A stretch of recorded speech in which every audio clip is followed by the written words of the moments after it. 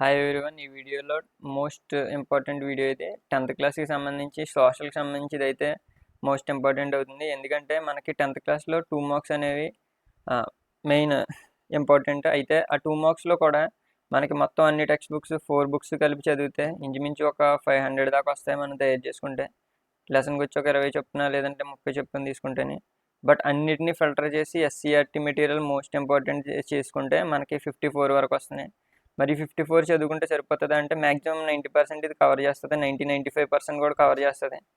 అయితే ఈ 54లో మనకి ఎస్సీఆర్టీ మెటీరియల్ ఎందుకు తీసుకున్నామని చాలాసార్లు నేను వీడియోస్లో చెప్పాను. సో స్కూల్ ఎగ్జామ్స్ కానీ పబ్లిక్ ఎగ్జామ్స్ కానీ పాత పేపర్లు చూస్తే అన్ని ఎస్సీఆర్టీ గురించి మెజారిటీ 90% వస్తుంది. సో 500 క్వశ్చన్స్ నాకు ఒక 4 మార్క్ పోవచ్చు, ఒక కొంచెం మిగతా 5% కూడా కావాలనుకుంటే ముందు 500 చదవాలా, 90% ఉన్న ముందు 54 చదవాలా డిసైడ్ అవ్వండి. అండ్ దాని తర్వాత ఎన్ని పాయింట్స్ రాయాలనేది. చాలామంది 2 మార్క్స్ కోసం 2 పేజీలు రాస్తున్నారు. అంత 2 మార్క్స్ కోసం అంత చదువుకునే బదులు ఆ ఫోకస్ 8 మార్క్స్ మీద కానీ లేదంటే వీక్గా ఉన్న సబ్జెక్ట్ మీద కానీ పెట్టుకుంటే అది స్మార్ట్ వర్క్ అంటారు. సో 2 మార్క్స్కి 2 పాయింట్స్ సరిపోతాయి, పక్కా ఎవరైనా వేయాల్సిందే. 1 మార్క్కి 1 పాయింట్, 4కి 4, 8కి 8. సో ఇది ఫాలో అవ్వండి. ఇది వచ్చిన తర్వాత ఒక్కొక్కసారి మళ్ళీ ఇంకా ఎక్కువ రావాలి, 8 అసలు పోకూడదు అనుకుంటే అప్పుడు నేర్చుకోండి. 1 పేజీ నేర్చుకుంటారు, 3 పేజీలు నేర్చుకుంటారు, అది మీ choice. So first of all స్మార్ట్గా ప్రిపేర్ అవుదాం. తర్వాత వాట్ ఈ స్పెషల్ ఇన్ దిస్ వీడియో అంటే మనకు మెయిన్ కీవర్డ్స్ కానీ ఈ ఎక్స్ప్లెనేషన్ మీ రెండు కలిపితే మీ టైం చాలా సేవ్ అవుతుంది. అండ్ రివిజన్ ఎలా చేయాలి, ఎలా గుర్తుపెట్టుకోవాలి, ఏ గ్రేడ్ ఎలా చదవాలి, బి గ్రేడ్ ఎలా చదవాలి, సి గ్రేడ్ ఎలా చదవాలి, ఇవి కూడా చెప్తున్నాను.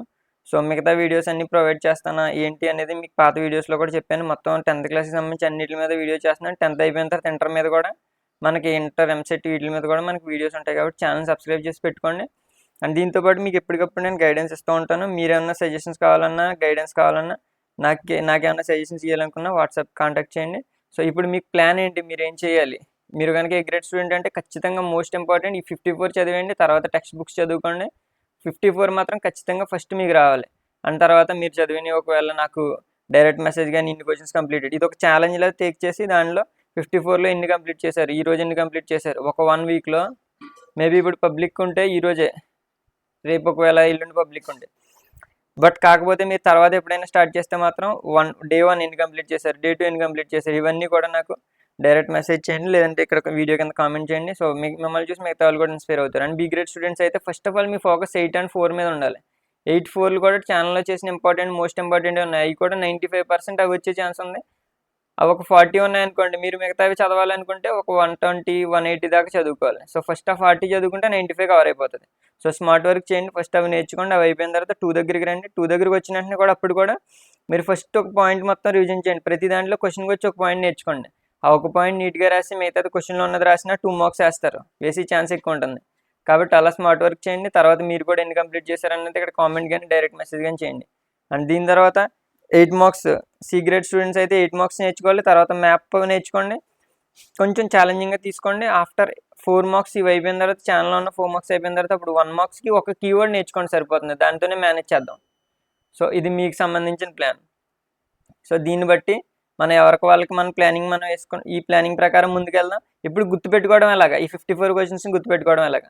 ఫస్ట్ ఆఫ్ ఆల్ ఏవి చదివినా కానీ అందరూ చేసే తప్పు ఏంటంటే హార్డ్గా ఉన్న వాటిని వదిలేసి నార్మల్గా రివిజన్ చేసుకుంటూ చదువుకుంటూ వెళ్ళిపోతారు. బట్ చదవడంతో పాటు రివిజన్ ఇంపార్టెంట్. ఏదైతే హార్డో వాటికి స్టార్స్ పెట్టుకోండి. కష్టమైన క్వశ్చన్స్కి స్టార్స్ పెట్టుకుని మళ్ళీ వాటిని రివిజన్ చేసుకోండి and complete the questions.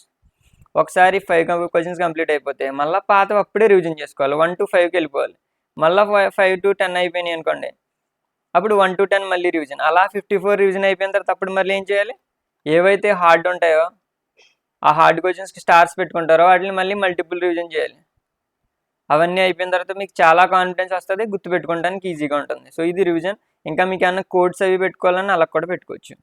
So ఇప్పుడు మనం స్టార్ట్ చేద్దాం. ఫస్ట్ మ్యానుఫ్యాక్చరింగ్ ఇండస్ట్రీస్, జాగ్రఫీకి సంబంధించిన question. What is manufacturing? Manufacturing అంటే మీ అందరికీ తెలుసు, స్టడీ, తయారు చేయటం. సో క్వశ్చన్ మీనింగ్ రావాలి. Manufacturing is production of goods. దీన్ని ప్రొడక్షన్ ఆఫ్ గూడ్స్ ఈ ఒక్క కీవర్డ్స్ రాస్తే చాలు, 1 or 2 మార్క్స్ మీకు వెంటనే పడతాయి. Language quantities after large quantities, ఎక్కువ మొత్తంలో ప్రొడక్ట్ చేయాలి. After processing raw material into ready to use and more valuable product. So రా మెటీరియల్ని మనం ప్రొడక్షన్ చేయడం, లార్జ్ క్వాంటిటీస్లో గూడ్స్ని దేని నుంచి, రా మెటీరియల్ నుంచి ప్రొడక్ట్ చేయడాన్ని ఏమంటారు, మ్యానుఫ్యాక్చరింగ్ అని అంటారు. సో దీన్నే మ్యానుఫ్యాక్చరింగ్ అని అంటారు. అండ్ తర్వాత what are the basic industries, give an example. So basic industries అంటే ఏంటి అని అడుగుతున్నాడు. So basic industries are industries that supply the product as raw material. So mainly raw మెటీరియల్ని ప్రొడ్యూస్ చేసేదాన్ని బేసిక్ ఇండస్ట్రీస్ అని అంటారు. రా మెటీరియల్ని ప్రొడ్యూస్ చేసేదాన్ని. ఇప్పుడు మనం పెద్ద పెద్ద కంపెనీస్ వాటికి సంబంధించిన ఐరన్ కానీ లేదంటే మనకి చాక్లెట్ ప్రొడ్యూసింగ్ కంపెనీస్కి మిల్క్ ప్రొడ్యూస్ చేసామనుకో అది రా మెటీరియల్. అలాగే మనకి వ్యవసాయానికి సంబంధించి మెనీ ఫుడ్ ప్రొడక్షన్కి సంబంధించి వ్యవసాయం అనేది రా మెటీరియల్ని ప్రొడక్ట్ చేస్తుంది. అలాగే మినరల్స్ ప్రొడ్యూస్ చేసే కంపెనీస్ కూడా రా మెటీరియల్ని ఇస్తాయి. వాటిని యూజ్ చేసుకుని పెద్ద పెద్ద కంపెనీస్ ఇంజన్స్ని, మోటార్స్ని, రకరకాల వెహికల్స్ని కానీ మిషన్స్ని కానీ తయారు చేస్తాయి. సో బేసిక్ ఇండస్ట్రీస్ అంటే ఏంటి? రా మెటీరియల్ ప్రొడ్యూస్ చేసేవని బేసిక్ ఇండస్ట్రీస్ అంటారు. ఇలా చూడండి, ఐరన్ స్టీల్ అనేది బేసిక్ ఇండస్ట్రీస్కి example. And other industries manufacturing of goods. So basic industries are industries that supply their products as raw material. Products raw మెటీరియల్గా raw మెటీరియల్స్ని సప్లై చేసే వాటిని బేసిక్ ఇండస్ట్రీస్ అంటారు. ఎగ్జాంపుల్ ఏంటి? Iron and steel. 2 పాయింట్లు రాస్తే 2 మార్కులు. And define material based industries. Give example. Mineral based industries అంటే ఏంటి? మీకు మినరల్స్ అంటే తెలుసు, భూమి లోపల నుంచి దొరుకుతాయి కదా, తవ్వితే వచ్చే వాటిని మినరల్స్ అని అంటారు. అయితే industries which use minerals as raw material, ఈ ఇండస్ట్రీస్లో మినరల్స్ రా మెటీరియల్ కింద ఉంటాయి, వాటిని మినరల్ బేస్డ్ ఇండస్ట్రీస్ అంటారు. సో సిమెంట్ ఇండస్ట్రీస్ అవ్వచ్చు, లేదంటే ఐరన్ అండ్ స్టీల్ ఇండస్ట్రీ కావచ్చు, ఇవి దీనికి ఎగ్జాంపుల్. 3 పాయింట్స్ చదివారు, ఇంకో 2 చెప్తాను, మళ్ళీ రివిజన్ చేసుకోండి. What are agro based industries? Agro పేరులోనే ఉంది, ఆగ్రో అంటే అగ్రికల్చర్. ఇక్కడ చూడండి, కీవర్డ్స్ గుర్తుపెట్టుకోవాలి. ఆగ్రో అంటే ఏం గుర్తుండాలి? అగ్రికల్చర్ గుర్తుండాలి. Example. So agro based industries అంటే industries which depends upon agriculture sector for their raw material are called agro based industries. ఏ ఇండస్ట్రీస్? ఎన్నిటిలో కథ ఒకటే, industries which depends upon. Industries which depends upon common. Basic industries అంటే raw మెటీరియల్ని base చేసుకుని, అలా mineral based industries అంటే మినరల్స్ని రా మెటీరియల్గా తీసుకుని, అలాగే అగ్రో బేస్డ్ అంటే అగ్రికల్చర్ సెక్టర్ మీద డిపెండ్ అయ్యేవి, వీటిని అగ్రో బేస్డ్ ఇండస్ట్రీస్ అంటారు. షుగర్ ఇండస్ట్రీస్, షుగర్ అనేది షుగర్ కేన్ మీద డిపెండ్ అవుతుంది కాబట్టి అగ్రికల్చర్, అది కూడా అగ్రికల్చర్ నుంచి వస్తుంది కాబట్టి అగ్రికల్చర్ మీద. టెక్స్టైల్ ఇండస్ట్రీస్, టెక్స్టైల్ దేని మీద డిపెండ్ అవుతుంది? కాటన్ అనేది అగ్రికల్చర్కి లింక్ అప్ అయింది కాబట్టి టెక్స్టైల్ ఇండస్ట్రీ కూడా agriculture industry. Explain the importance of manufacturing industries. So manufacturing industries help modernizing agriculture. Manufacturing industry దేనికి? అగ్రికల్చర్ని మోడర్నైజ్ చేయడానికి హెల్ప్ అవుతుంది అని అంటున్నాడు. అలాగే తర్వాత దాంతోపాటు ఇంకో ఇంపార్టెన్స్ రాయాలి. To help reduce unemployment and poverty from India. So manufacturing industries అంటే తయారు చేసేవి. సపోజ్ మెషిన్స్ కనుక తయారు చేస్తున్నారు అనుకోండి, సో అగ్రికల్చర్కి సంబంధించి మనకి ట్రాక్టర్స్ కానీ ఇంకానే కోత మిషన్స్ ఉంటాయి కదా, అవి కూడా హార్వెస్టింగ్ మిషన్స్ అవి కూడా తయారు చేశారనుకోండి, అప్పుడు ఏమవుతుంది? అగ్రికల్చర్ మోడర్నైజేషన్ అవుతుంది. ఇవన్నీ తయారు చేసేటప్పుడు చాలామంది పని వాళ్ళు కావాలి, ఎంప్లాయీస్. సో అన్ఎంప్లాయ్మెంట్ పోతుంది కదా. సో ఇప్పుడు దాకా 5 చేసాం, 5 ఒకసారి చేయడం పెట్టుకుని మీకు ఎన్ని కీవర్డ్స్ గుర్తొస్తున్నాయో రివిజన్ చేసుకోండి. ఆ 5 రివిజన్ చేశాక కష్టం ఉన్న వాటికి స్టార్స్ పెట్టుకోండి. సో ఈ 5 తర్వాత మళ్ళీ మనం ఇంకో నెక్స్ట్ 5 దగ్గరికి వెళ్ళిపోతున్నాం. మ్యానుఫ్యాక్చరింగ్ ఇండస్ట్రీస్లో ఇంపార్టెంట్ 5 క్వశ్చన్స్ చూసాం. ఇప్పుడు మోస్ట్ ఇంపార్టెంట్ క్వశ్చన్స్ మళ్ళీ ఎక్కడి నుంచి? Life lines of Indian economy దగ్గర నుంచి చూడబోతున్నాం. State any 3 merits of the roadway. ఇక్కడ 3 అడిగాడు కాబట్టి 2 మార్క్స్కి 3 రాయాలి. నార్మల్గా 2 అడుగుతాడు 2 మార్క్స్కి అయితే. సో రోడ్వేస్, మనకి రోడ్వేస్ అంటే మనకి రహదారులు, రోడ్లు ఉంటాయి కదా, రోడ్ల వల్ల ఉపయోగం ఏంటి అంటున్నాడు. Provide door to door service. So ఎక్కువగా సిటీస్లో రోడ్స్ అవి డెవలప్ అయి ఉంటాయి కదా. సో చాలామంది మనకి ఈ మార్కెటింగ్ ఉంటాయి కదా, సో ఫ్లిప్కార్ట్ కానీ అమెజాన్ కానీ డోర్ టు డోర్ వచ్చి మనకి రోడ్స్ అవి బాగున్నాయి కాబట్టి ఇస్తున్నారు. లేదు మనకి రోడ్స్ అవి సరిగ్గా లేవంటే వాళ్ళు వస్తారా? రారు. అలాగే ఈజియర్ టు కన్స్ట్రక్ట్, రోడ్లు అనేవి ఈజీగా కన్స్ట్రక్ట్ చేయొచ్చు. రైల్వేస్ కన్స్ట్రక్ట్ చేయడం కంటే రోడ్వేస్ ఈజీగా కన్స్ట్రక్ట్ చేయొచ్చు. రైల్వేస్ కష్టంతో కూడిన పని. అండ్ తర్వాత ప్రొవైడ్ ఫ్రీ ఫీడర్ సర్వీసెస్ అంటే ఇప్పుడు సపోజ్ ట్రాన్స్పోర్టేషన్, ఒక చోట నుంచి ఒక చోటకి గూడ్స్ని మనం తీసుకెళ్తానికి మనకి యూజ్ అవుతాయి రోడ్స్. ఈ 3లో 2 గుర్తుపెట్టుకోండి, 3 గుర్తుపెట్టుకున్న 3 అడిగితే రాయొచ్చు. టెక్స్ట్ బుక్లో 3 అడిగాడు కాబట్టి. దాని తర్వాత where and why is rail transport most convenient. First road transport గురించి రాసాం, ఒకవేళ అలాంటివి ఇప్పుడు రైల్ ట్రాన్స్పోర్ట్ గురించి కూడా రాస్తున్నాం. Rail transport is the most convenient means of the transport. And ఇక్కడ అడిగిన దాన్ని మనం మళ్ళీ చెప్పాం in the northern plains. So అక్కడ అడిగింది అక్కడ పెట్టాం. సో ఎందుకు ఇంత కన్వీనియంట్ ప్లాట్ఫామ్ అని అడిగితే railway lines in plains is easy. ప్లెయిన్స్కి వచ్చేటప్పటికి ప్లెయిన్ ఏరియా, హిల్లీ ఏరియా గురించి నేను మాట్లాడట్లే, కొండల గురించి కాదు.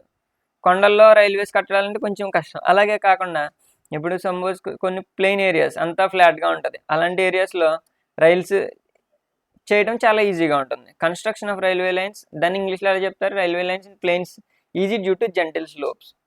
సో స్లోప్ తక్కువగా ఉంటుంది కాబట్టి కన్స్ట్రక్షన్ ఈజీ అని చెప్పొచ్చు. ఆ తర్వాత మనకి నెక్స్ట్ ఏం చెప్పొచ్చు అంటే పీపుల్ ఎక్కువ మంది ప్లేన్స్లో ఎక్కువ మంది పీపుల్ ఉంటారు. ఈ ప్లేన్స్ తీసుకుంటే అక్కడ ఎక్కువ మంది ప్రజలు నివసిస్తూ ఉంటారు. సో అందరికీ రైల్వేస్ వేసుకుంటే ఎక్కువ మందిని ట్రావెల్ చేయొచ్చు. చిన్న బస్సు వేసామనుకోండి ఒక 50 మంది నుంచి 100 మంది దాకా పట్టొచ్చు. అలా కాకుండా ఒక ట్రైన్ వేసామనుకోండి 1000 మంది ఒకేసారి ట్రావెల్ చేయొచ్చు. సో దాన్ని ఇంగ్లీష్లో చెప్దాం. So the northern plains are densely populated. Densely populated అంటే మోర్ పాపులేటెడ్, ఎక్కువ పాపులేషన్ ఉంటుంది. అండ్ విచ్ ఎనేబుల్ అంటే చేస్తాయి, ఏం చేస్తాయి, maximum number of people utilise the means of transport. ఎక్కువ మంది ఇక్కడ, సో ఎక్కువ మంది పాపులేషన్ ఉండే నార్దర్న్ ప్లేన్స్లో కనుక రైలు వేస్తే ఎక్కువ మంది పాపం ట్రాన్స్పోర్ట్ని యూటిలైజ్ చేసుకోవచ్చు. అండ్ రైల్వేస్ ఆర్ మెయిన్ ఏంటంటే రైల్వేస్ ఇంపార్టెంట్ అని చెప్పాలి. ఇంపార్టెంట్ అని చెప్పడానికి ఏం చెప్పాలి, ఇండియాలోని railways are principal mode of transportation for goods and services and passengers in India. So ఇండియాలో ఇవి ఇంపార్టెంట్ ట్రాన్స్పోర్ట్స్, ఇంపార్టెంట్ అని చెప్పొచ్చు. దేనికి, గూడ్స్ అండ్ సర్వీసెస్కి. సో ఇక్కడ చూడండి, మీరు ఇందులో ఏదైనా 2 పాయింట్లు గుర్తుపెట్టుకుని రాయండి, లేదంటే సి గ్రేడ్ అవ్వాలంటే కనీసం ఇది అబ్జర్వ్ చేసి ఒక పాయింట్ రివిజన్లో గుర్తుపెట్టుకోండి. నెక్స్ట్ క్వశ్చన్స్కి వెళ్ళిపోండి. సో నెక్స్ట్ ఇప్పుడు మనం 10కి వెళ్ళేటప్పుడు మళ్ళీ రివిజన్ చేయాలి. వాట్ ఆర్ ద సిగ్నిఫికెన్స్, ఈ క్వశ్చన్ ఒకసారి రివిజన్ చేసుకోండి. What are the significance of broader roads. Broader రోడ్స్కి ఇంపార్టెన్స్ ఏంటి? బ్రాడర్ రోడ్ అంటే ఇప్పుడు నేరో రోడ్ అంటే సన్నగా ఉండేది, బ్రాడర్ రోడ్ అంటే పెద్దగా ఉంటుంది అండ్ మధ్యలో డివైడ్ ఉంటుంది, 2 వేస్ ఉంటుంది, 1 వెయిట్ ఉంటుంది, 2 వే సెకండ్ వెయిట్ ఉంటుంది, లేదంటే 4 వేస్ కూడా ఉన్న రోడ్స్ కూడా ఉంటుంది. సో ఇది ఇంపార్టెన్స్ అండి. Significant of broader road important. మీకు ఇప్పటికే కొంచెం స్పార్క్ అయి ఉంటుంది. So first of all questions చూసుకుంటే they have improvised accessibility in the area of difficult terrain. So broader road ఉండటం వల్ల ఈజీగా మనం యాక్సెస్ చేయొచ్చు, ఈజీగా ఉపయోగించుకోవచ్చు బ్రాడర్ రోడ్స్ని. నేరో రోడ్స్లో వెళ్ళటం కంటే బ్రాడర్ రోడ్లో వెడల్పుగా ఉన్న రోడ్లు ఈజీగా ట్రావెల్ చేయొచ్చు. Have helped economic development of these areas. And తర్వాత ఎకనామిక్, ఎక్కడైతే రోడ్లు ఉంటాయో, విశాలమైన రోడ్లు ఉంటాయో, వెడల్పైన రోడ్లు ఉంటాయో అక్కడ ఎకనామిక్ డెవలప్మెంట్ కూడా జరుగుతుంది. ఎందుకంటే మోస్ట్ ఆఫ్ ద వెహికల్స్ కానీ లేదంటే బస్సు కానీ ట్రాన్స్పోర్ట్ కానీ ఈ రోడ్స్లో జరుగుతుంది. ఎప్పుడైతే ట్రాన్స్పోర్ట్ వెళ్ళిందో మనం వ్యవసాయం చేసిన ఉత్పత్తుల్ని ఇతర రాష్ట్రాలకు అమ్ముకొని ఎక్కువ డబ్బులు తెచ్చుకోవచ్చు. అలాగే ట్రావెలింగ్ కోసం ఇతర రాష్ట్రాలకు వెళ్ళొచ్చు, ఇతర రాష్ట్రాల నుంచి ఇక్కడికి ఎక్స్పోర్ట్ అండ్ ఇంపోర్ట్ జరుగుతుంది. ఈ రకంగా లాభం వస్తుంది. They have made the movement of defence forces easily for difficult situations. Defence forces ఉంటాయి. డిఫెన్స్ అంటే మనకి తెలుసు కదా, ఆర్మీ, నేవీ ఇవన్నీ కూడా. మరి అయితే ఒకవేళ ఆర్మీ కానీ సిఆర్పిఎఫ్ కానీ వీళ్ళందరూ కూడా వెళ్ళాలంటే, ట్రావెల్ చేయాలంటే కొండలు కానీ ఇలాంటివి ఉన్నప్పుడు వాళ్ళకి ఇబ్బంది అయిపోతూ ఉంటుంది. అదే రోడ్స్ ఉన్నప్పుడు, వెడల్పైన రోడ్స్ ఉన్నప్పుడు వాళ్ళు ఈజీగా ట్రావెల్ చేయొచ్చు. సో ఇవి కొన్ని యూజెస్. దీంట్లో మీకు నచ్చిన ఎనీ 2 యూజెస్ కానీ లేదంటే మీకు నచ్చిన ఓన్గా కూడా రాయొచ్చు. ఇందులో ఓన్ యూజెస్ కూడా రాయొచ్చు. అండ్ ఇందులో కూడా ఓన్గా మీకు కొత్త ఏమన్నా అనిపించినా అది కూడా రాయొచ్చు. కరెక్ట్ అయినవి అయితే ఇది కూడా ఓన్గా రాయొచ్చు. సో ఫస్ట్ క్వశ్చన్ తెలుసుకోవడం ఇంపార్టెంట్. సో ఫస్ట్ ఇంకెందుకు ముందు కూడా చూద్దాం. మ్యానుఫ్యాక్చరింగ్ అంటే డెఫినేషన్ కాబట్టి మీరు నేర్చుకోవాలి. బేసిక్ ఇండస్ట్రీస్ కూడా నేర్చుకోవాలి. ఇవన్నీ ఒకే ప్యాటర్న్లో రాయొచ్చు కదా, జస్ట్ ఇక్కడ పేరులోనే ఆన్సర్ ఉంది, ఇదేం కష్టపడిన అవసరం లేదు. ఇంపార్టెన్స్ ఆఫ్ మ్యానుఫ్యాక్చరింగ్ ఇవి కూడా మీకు క్వశ్చన్ అర్థమైతే లెసన్ అంటే ఓన్గా రాయొచ్చు. మీకు ఓన్గా అర్థమైన యూజెస్ టెక్స్ట్ బుక్లో ఉన్నవి రాయొచ్చు. సో ఇందులో ఓన్గా ఉన్నాయి, స్ప్రెడ్ చేసుకుంటే చాలా ఈజీ అనిపిస్తుంది. What called golden quadrilateral super highways. ఇప్పుడు మీరైతే ఇది ఓన్గా రాయడానికి ఉండదు, ఇలాంటివి చదువుకోవాలి స్టార్ పెట్టుకుని. So golden quadrilateral is network of national highways in India. So golden quadrilateral అంటే 4 ఈ టైప్లో ఉన్నదాన్ని క్వాడ్రిలేటరల్ అంటారు, 4 సైడ్స్ ఉన్న వాటిని. అయితే గోల్డెన్ క్వాడ్రిలేటరల్ ఏంటి, ఇట్ కనెక్ట్ 4. సో ఆ పేరుని యూజ్ చేసుకుంటే 4 అనేది తెలిసింది. Connects 4 major cities. 4 major cities ఏంటి ఇండియాలోని? ఢిల్లీ, నార్త్లో ఢిల్లీ, మధ్యలో ముంబై, సౌత్లో చెన్నై, అండ్ ఈస్ట్లో కోల్కతా, వెస్ట్లో ముంబై. సో ఈ విధంగా మనకి 4 కలిపేస్తే మనకి ఈ 4 గోల్డెన్ క్వాడ్రిలేటరల్ అంటారు. సో డిఎం, సిఎం, డికే,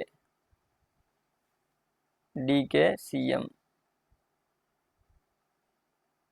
మీకు ఇంకా గుర్తుండాలంటే ఎంఎస్డి సిఎస్కే అని గుర్తుపెట్టుకోండి, మీకు గుర్తుంటుంది.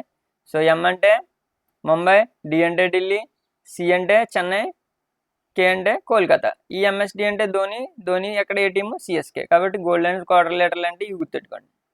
అండ్ తర్వాత రైట్ అబౌట్ ద ప్రధానమంత్రి గ్రామ్ సడక్ యోజన. ఇదైతే గుర్తుపెట్టుకోవాలి కాబట్టి కోడ్ పెట్టుకున్నాం. ఓన్గా రాసే వాళ్ళు కోడ్ అవసరం లేదు. It is a scheme by government of India to build all weather roads in rural area. ఇక్కడ వెదర్ రోడ్స్ అంటే ఏంటి, బలమైన రోడ్స్ అని. ఎలాంటి వెదర్ డిఫికల్టీస్ ఉన్నా, ఎంత వర్షం పడినా మనకి పోన రోడ్స్ అని.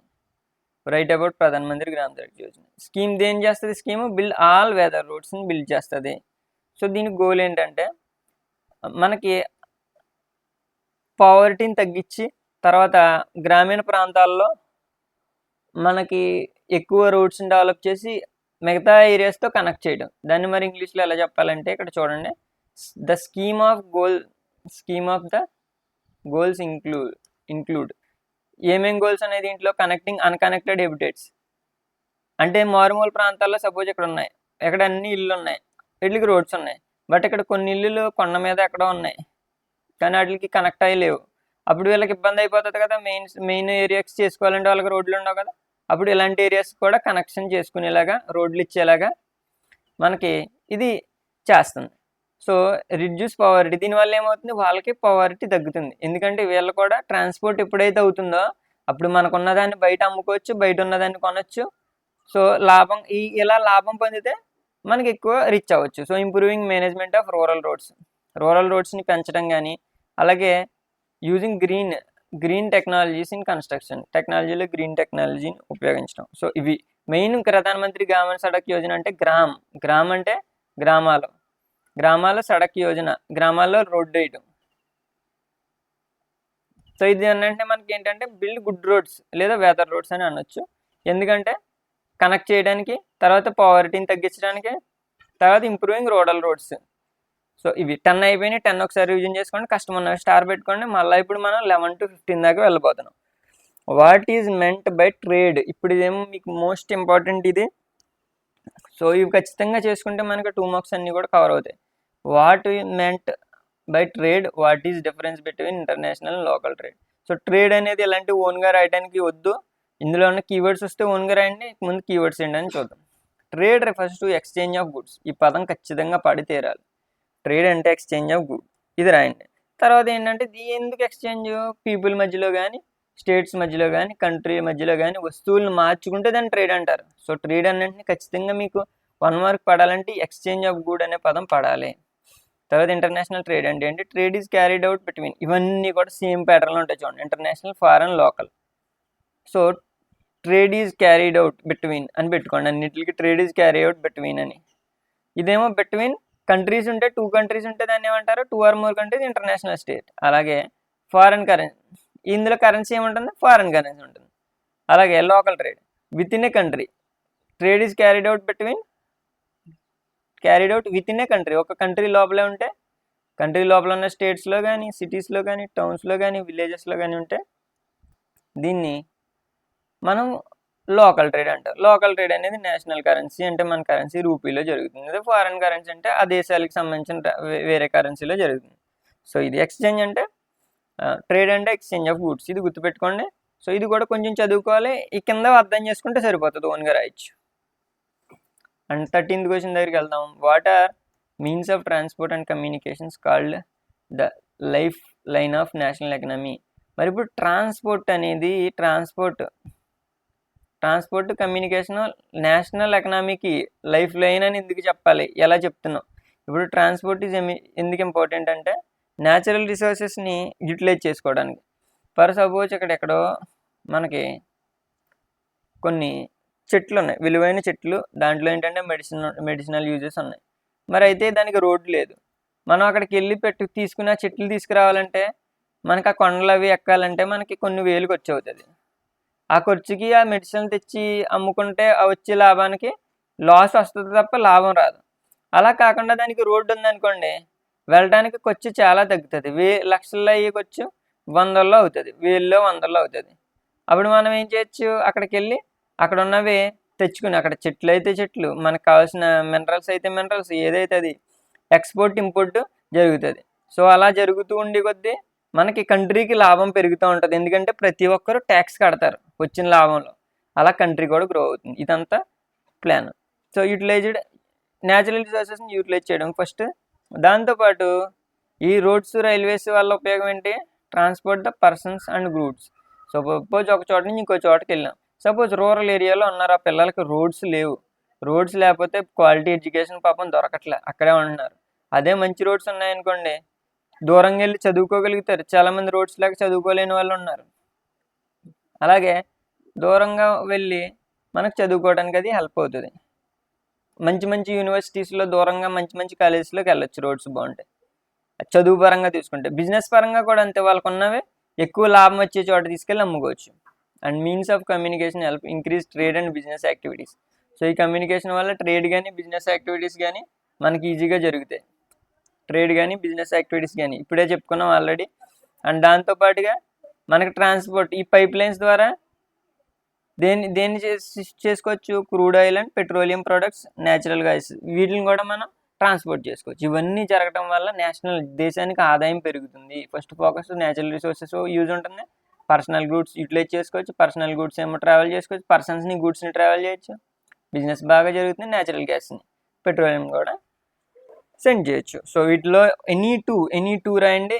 ఎక్కువ ఎందుకు చెప్తున్నానంటే గుర్తుంటే మీకు యూజ్ ఉంటుంది. కొన్ని క్వశ్చన్స్కి, లెసన్స్కి 2కి 4కి కూడా వెయిటేజ్ ఉంటుంది. అప్పుడు 2 నేర్చుకుంటే 4 కూడా రాయొచ్చు.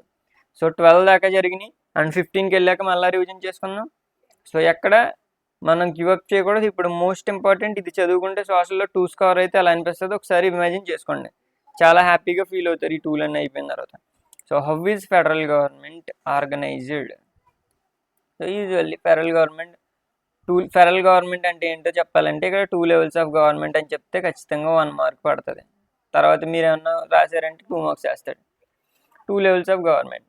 సో ఫస్ట్ది ఏంటంటే, ఫస్ట్ది 1 ఇది రాశారనుకో 1 mark. Entire country has usually responsible for few subjects of national common interest. ఇప్పుడు డిఫెన్స్ ఉంది.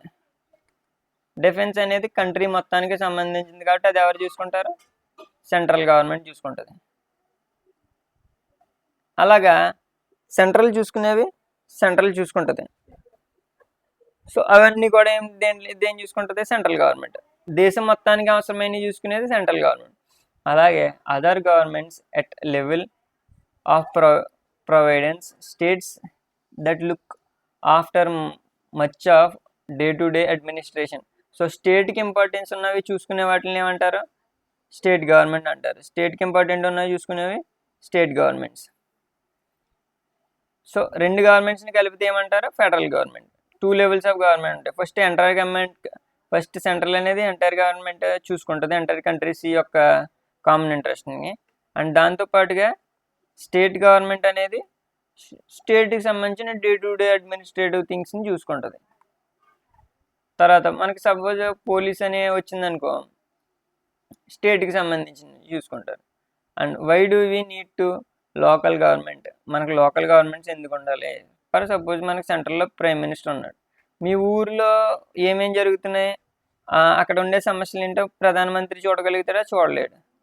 సెంట్రల్ గవర్నమెంట్ చూడలేదు. కాబట్టి మీరేం చేయాలి? మనకేముండాలి? కింద లోకల్ గవర్నమెంట్ ఉంటే మనం ఈజీగా మూవ్ అవ్వచ్చు. So local governments important because provide essential service to కమ్యూనిటీస్కి అవసరమైన సర్వీసెస్ని ప్రొవైడ్ చేస్తాయి. కమ్యూనిటీస్ అంటే మనకి చిన్న విలేజెస్లో ఉండే ప్రజలందరికీ కూడా ఏమేమి అవసరం, మనకి లోకల్గా ఏది అవసరం అవే మనం ప్రొడ్యూస్ చేసుకోవచ్చు. ఒక చిన్న ఊరు ఉంది, ఆ ఊరికి వంతెన ఉంటే చాలా బాగుంటుంది, చాలా మందికి యూజ్ ఉంటుంది. ట్రావెలింగ్ కానీ దేనికైనా డెవలప్ అవ్వడానికి మనకి వస్తుంది అనిపిస్తుంది. సమస్యలు పోతాయి కదా, అప్పుడు ఏం చేస్తారంటే లోకల్ గవర్నమెంట్ అందరూ డబ్బులు వేసుకొని వాళ్ళు ప్రొవైడ్ చేసుకోవచ్చు. రెండోది ఏంటంటే they use to improve quality of life of residents. So ఇలా డెవలప్మెంట్ అయ్యి చేసుకుని వాటి మీద వాళ్ళకి కావాల్సిన వాటి మీద వాళ్ళు ఖర్చు పెట్టుకుంటే ఏమవుతుంది? వాళ్ళ లైఫ్లో క్వాలిటీ అనేది పెరుగుతుంది. సో కష్టపడి ట్రావెలింగ్ ఈజీగా చేయొచ్చు. వాళ్ళకున్న ఫెసిలిటీస్, వాటర్ ఫెసిలిటీస్ కానీ, హాస్పిటల్ ఫెసిలిటీస్ కానీ ఏం కావాలంటే అన్నిటి మీద వాళ్ళు ఖర్చు పెట్టుకోవచ్చు. తర్వాత prepare 2 slogans for effective participation of federalism. ఇవి అయిపోయిన తర్వాత మళ్ళీ 15 రివిజన్ చేసుకోవాలి మనం. ఫెడరలిజం అంటే ఏంటి? ఫెడరలిజం అంటే 2 గవర్నమెంట్ ఉంటాయి, సెంట్రల్ స్టేట్ గవర్నమెంట్ 2 ఉంటే federalism. So united we stand stronger together, empowering democracy through collaboration. So ఇలాగ సెంట్రల్ అన్ని స్టేట్స్ కలిసి ఫెడరల్ గవర్నమెంట్ కింద ఫామ్ అయ్యి అవి ఏం చేస్తున్నాయి, డెమోక్రసీని నిలబెట్టాలని అంటున్నారు. రెండోది ఏంటంటే మనం అందరం కలిసి ఉంటే బలంగా నిలబడగలుగుతాం, స్ట్రాంగ్గా ఉంటాం అని చెప్తున్నారు. సో ఫెడరల్ గవర్నమెంట్ అంటే ఒక దేశం అనేక దేశాల కింద చీలిపోకుండా సెంట్రల్ ఒకటి, కింద స్థాయి గవర్నమెంట్ ఒకటి, రెండు ఒకదానికొకటి కోఆర్డినేట్ చేసుకుంటూ పరిపాలిస్తాయి. సో దీన్ని గుర్తుపెట్టుకోండి. దీనికి సంబంధించిన స్లోగన్స్ ఈ విధంగా ఉన్నాయి. ఓన్గా రాయొచ్చు, మీకు రాయలేకపోతే ఇక్కడ ఉన్నాయి గుర్తుపెట్టుకోవచ్చు. తర్వాత ఇవి కూడా ఓన్గా రాయొచ్చు అవసరమైతే. Give examples of central list and state list. ఇప్పటిదాకా మనం మాట్లాడుకున్న దాని గురించి ఇంకొంచెం నాలెడ్జ్ పెరుగుతుంది. సెంట్రల్ లిస్ట్ ఏంటి, స్టేట్ లిస్ట్ ఏంటి. ఇంతకుముందు నేను చెప్పాను డిఫెన్స్ అనేది ఎవరు చూసుకుంటారు, సెంట్రల్ గవర్నమెంట్ చూసుకుంటుంది. ఫారెన్ అఫైర్స్ అనేది కూడా సెంట్రల్ గవర్నమెంట్ చూసుకుంటుంది. స్టేట్ గవర్నమెంట్ ఏం చూసుకుంటుంది, పబ్లిక్ హెల్త్. ఇప్పుడు చూడండి, స్టేట్ గవర్నమెంట్లో ఉన్న హాస్పిటల్స్ అన్నీ కూడా దేంట్లోకి వెళ్తాయి, పబ్లిక్ హెల్త్ అన్నీ కూడా స్టేట్ గవర్నమెంట్. అలాగే అగ్రికల్చర్ కూడా ఎవరికి సంబంధించింది, సెంటర్కి సంబంధించిందా, లేదు స్టేట్కి సంబంధించింది అగ్రికల్చర్ కూడా. సో ఇవి చూసుకోవాలి.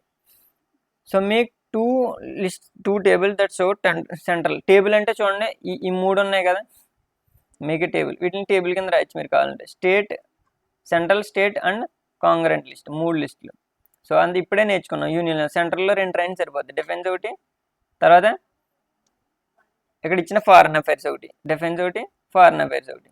ఇంకా రాసుకోవాలంటే banking, communications and currency. Communication ఎలాగంటే సపోజ్ ఏదైనా టవర్స్ అని, ఇప్పుడు సపోజ్ ఎయిర్టెల్ ఉందనుకోండి, ఇండియా మొత్తం ఉంటుంది, దానికి లైసెన్స్ ఎవరు ఇస్తారో, సెంట్రల్ గవర్నమెంట్ ఇస్తుంది. సో ఈ విధంగా కమ్యూనికేషన్ అనేది మనకి ఎయిర్టెల్ అవ్వచ్చు, ఐడియా అవ్వచ్చు, రిలయన్స్, ఏదైనా సిమ్, జియో అవ్వచ్చు. అలాగే ఇవన్నీ కూడా సెంట్రల్ గవర్నమెంట్ చూసుకుంటుంది. అలాగే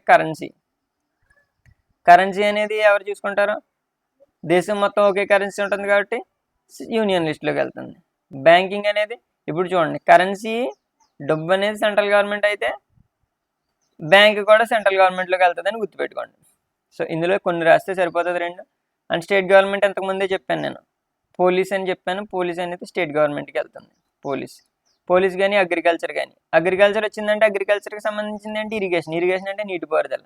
సో ఎప్పుడైతే వ్యవసాయం చేస్తున్నామో వాటికి ఇరిగేషన్ కూడా అవసరం. ఇవి 2 దాంట్లోకి వెళ్ళిపోతాయి. So trade and commerce 2 relevant పదాలు.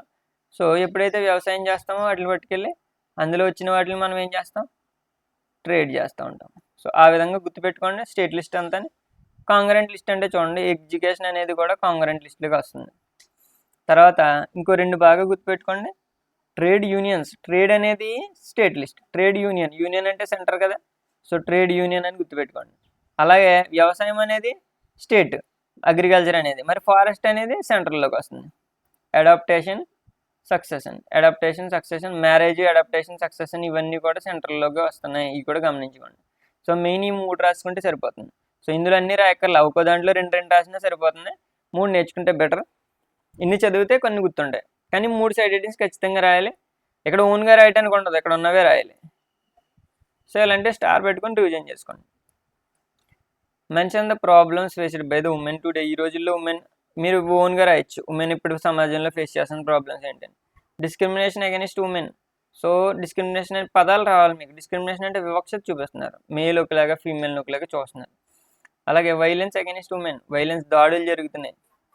సో రకరకాల అబ్యూజెస్ జరుగుతున్నాయి.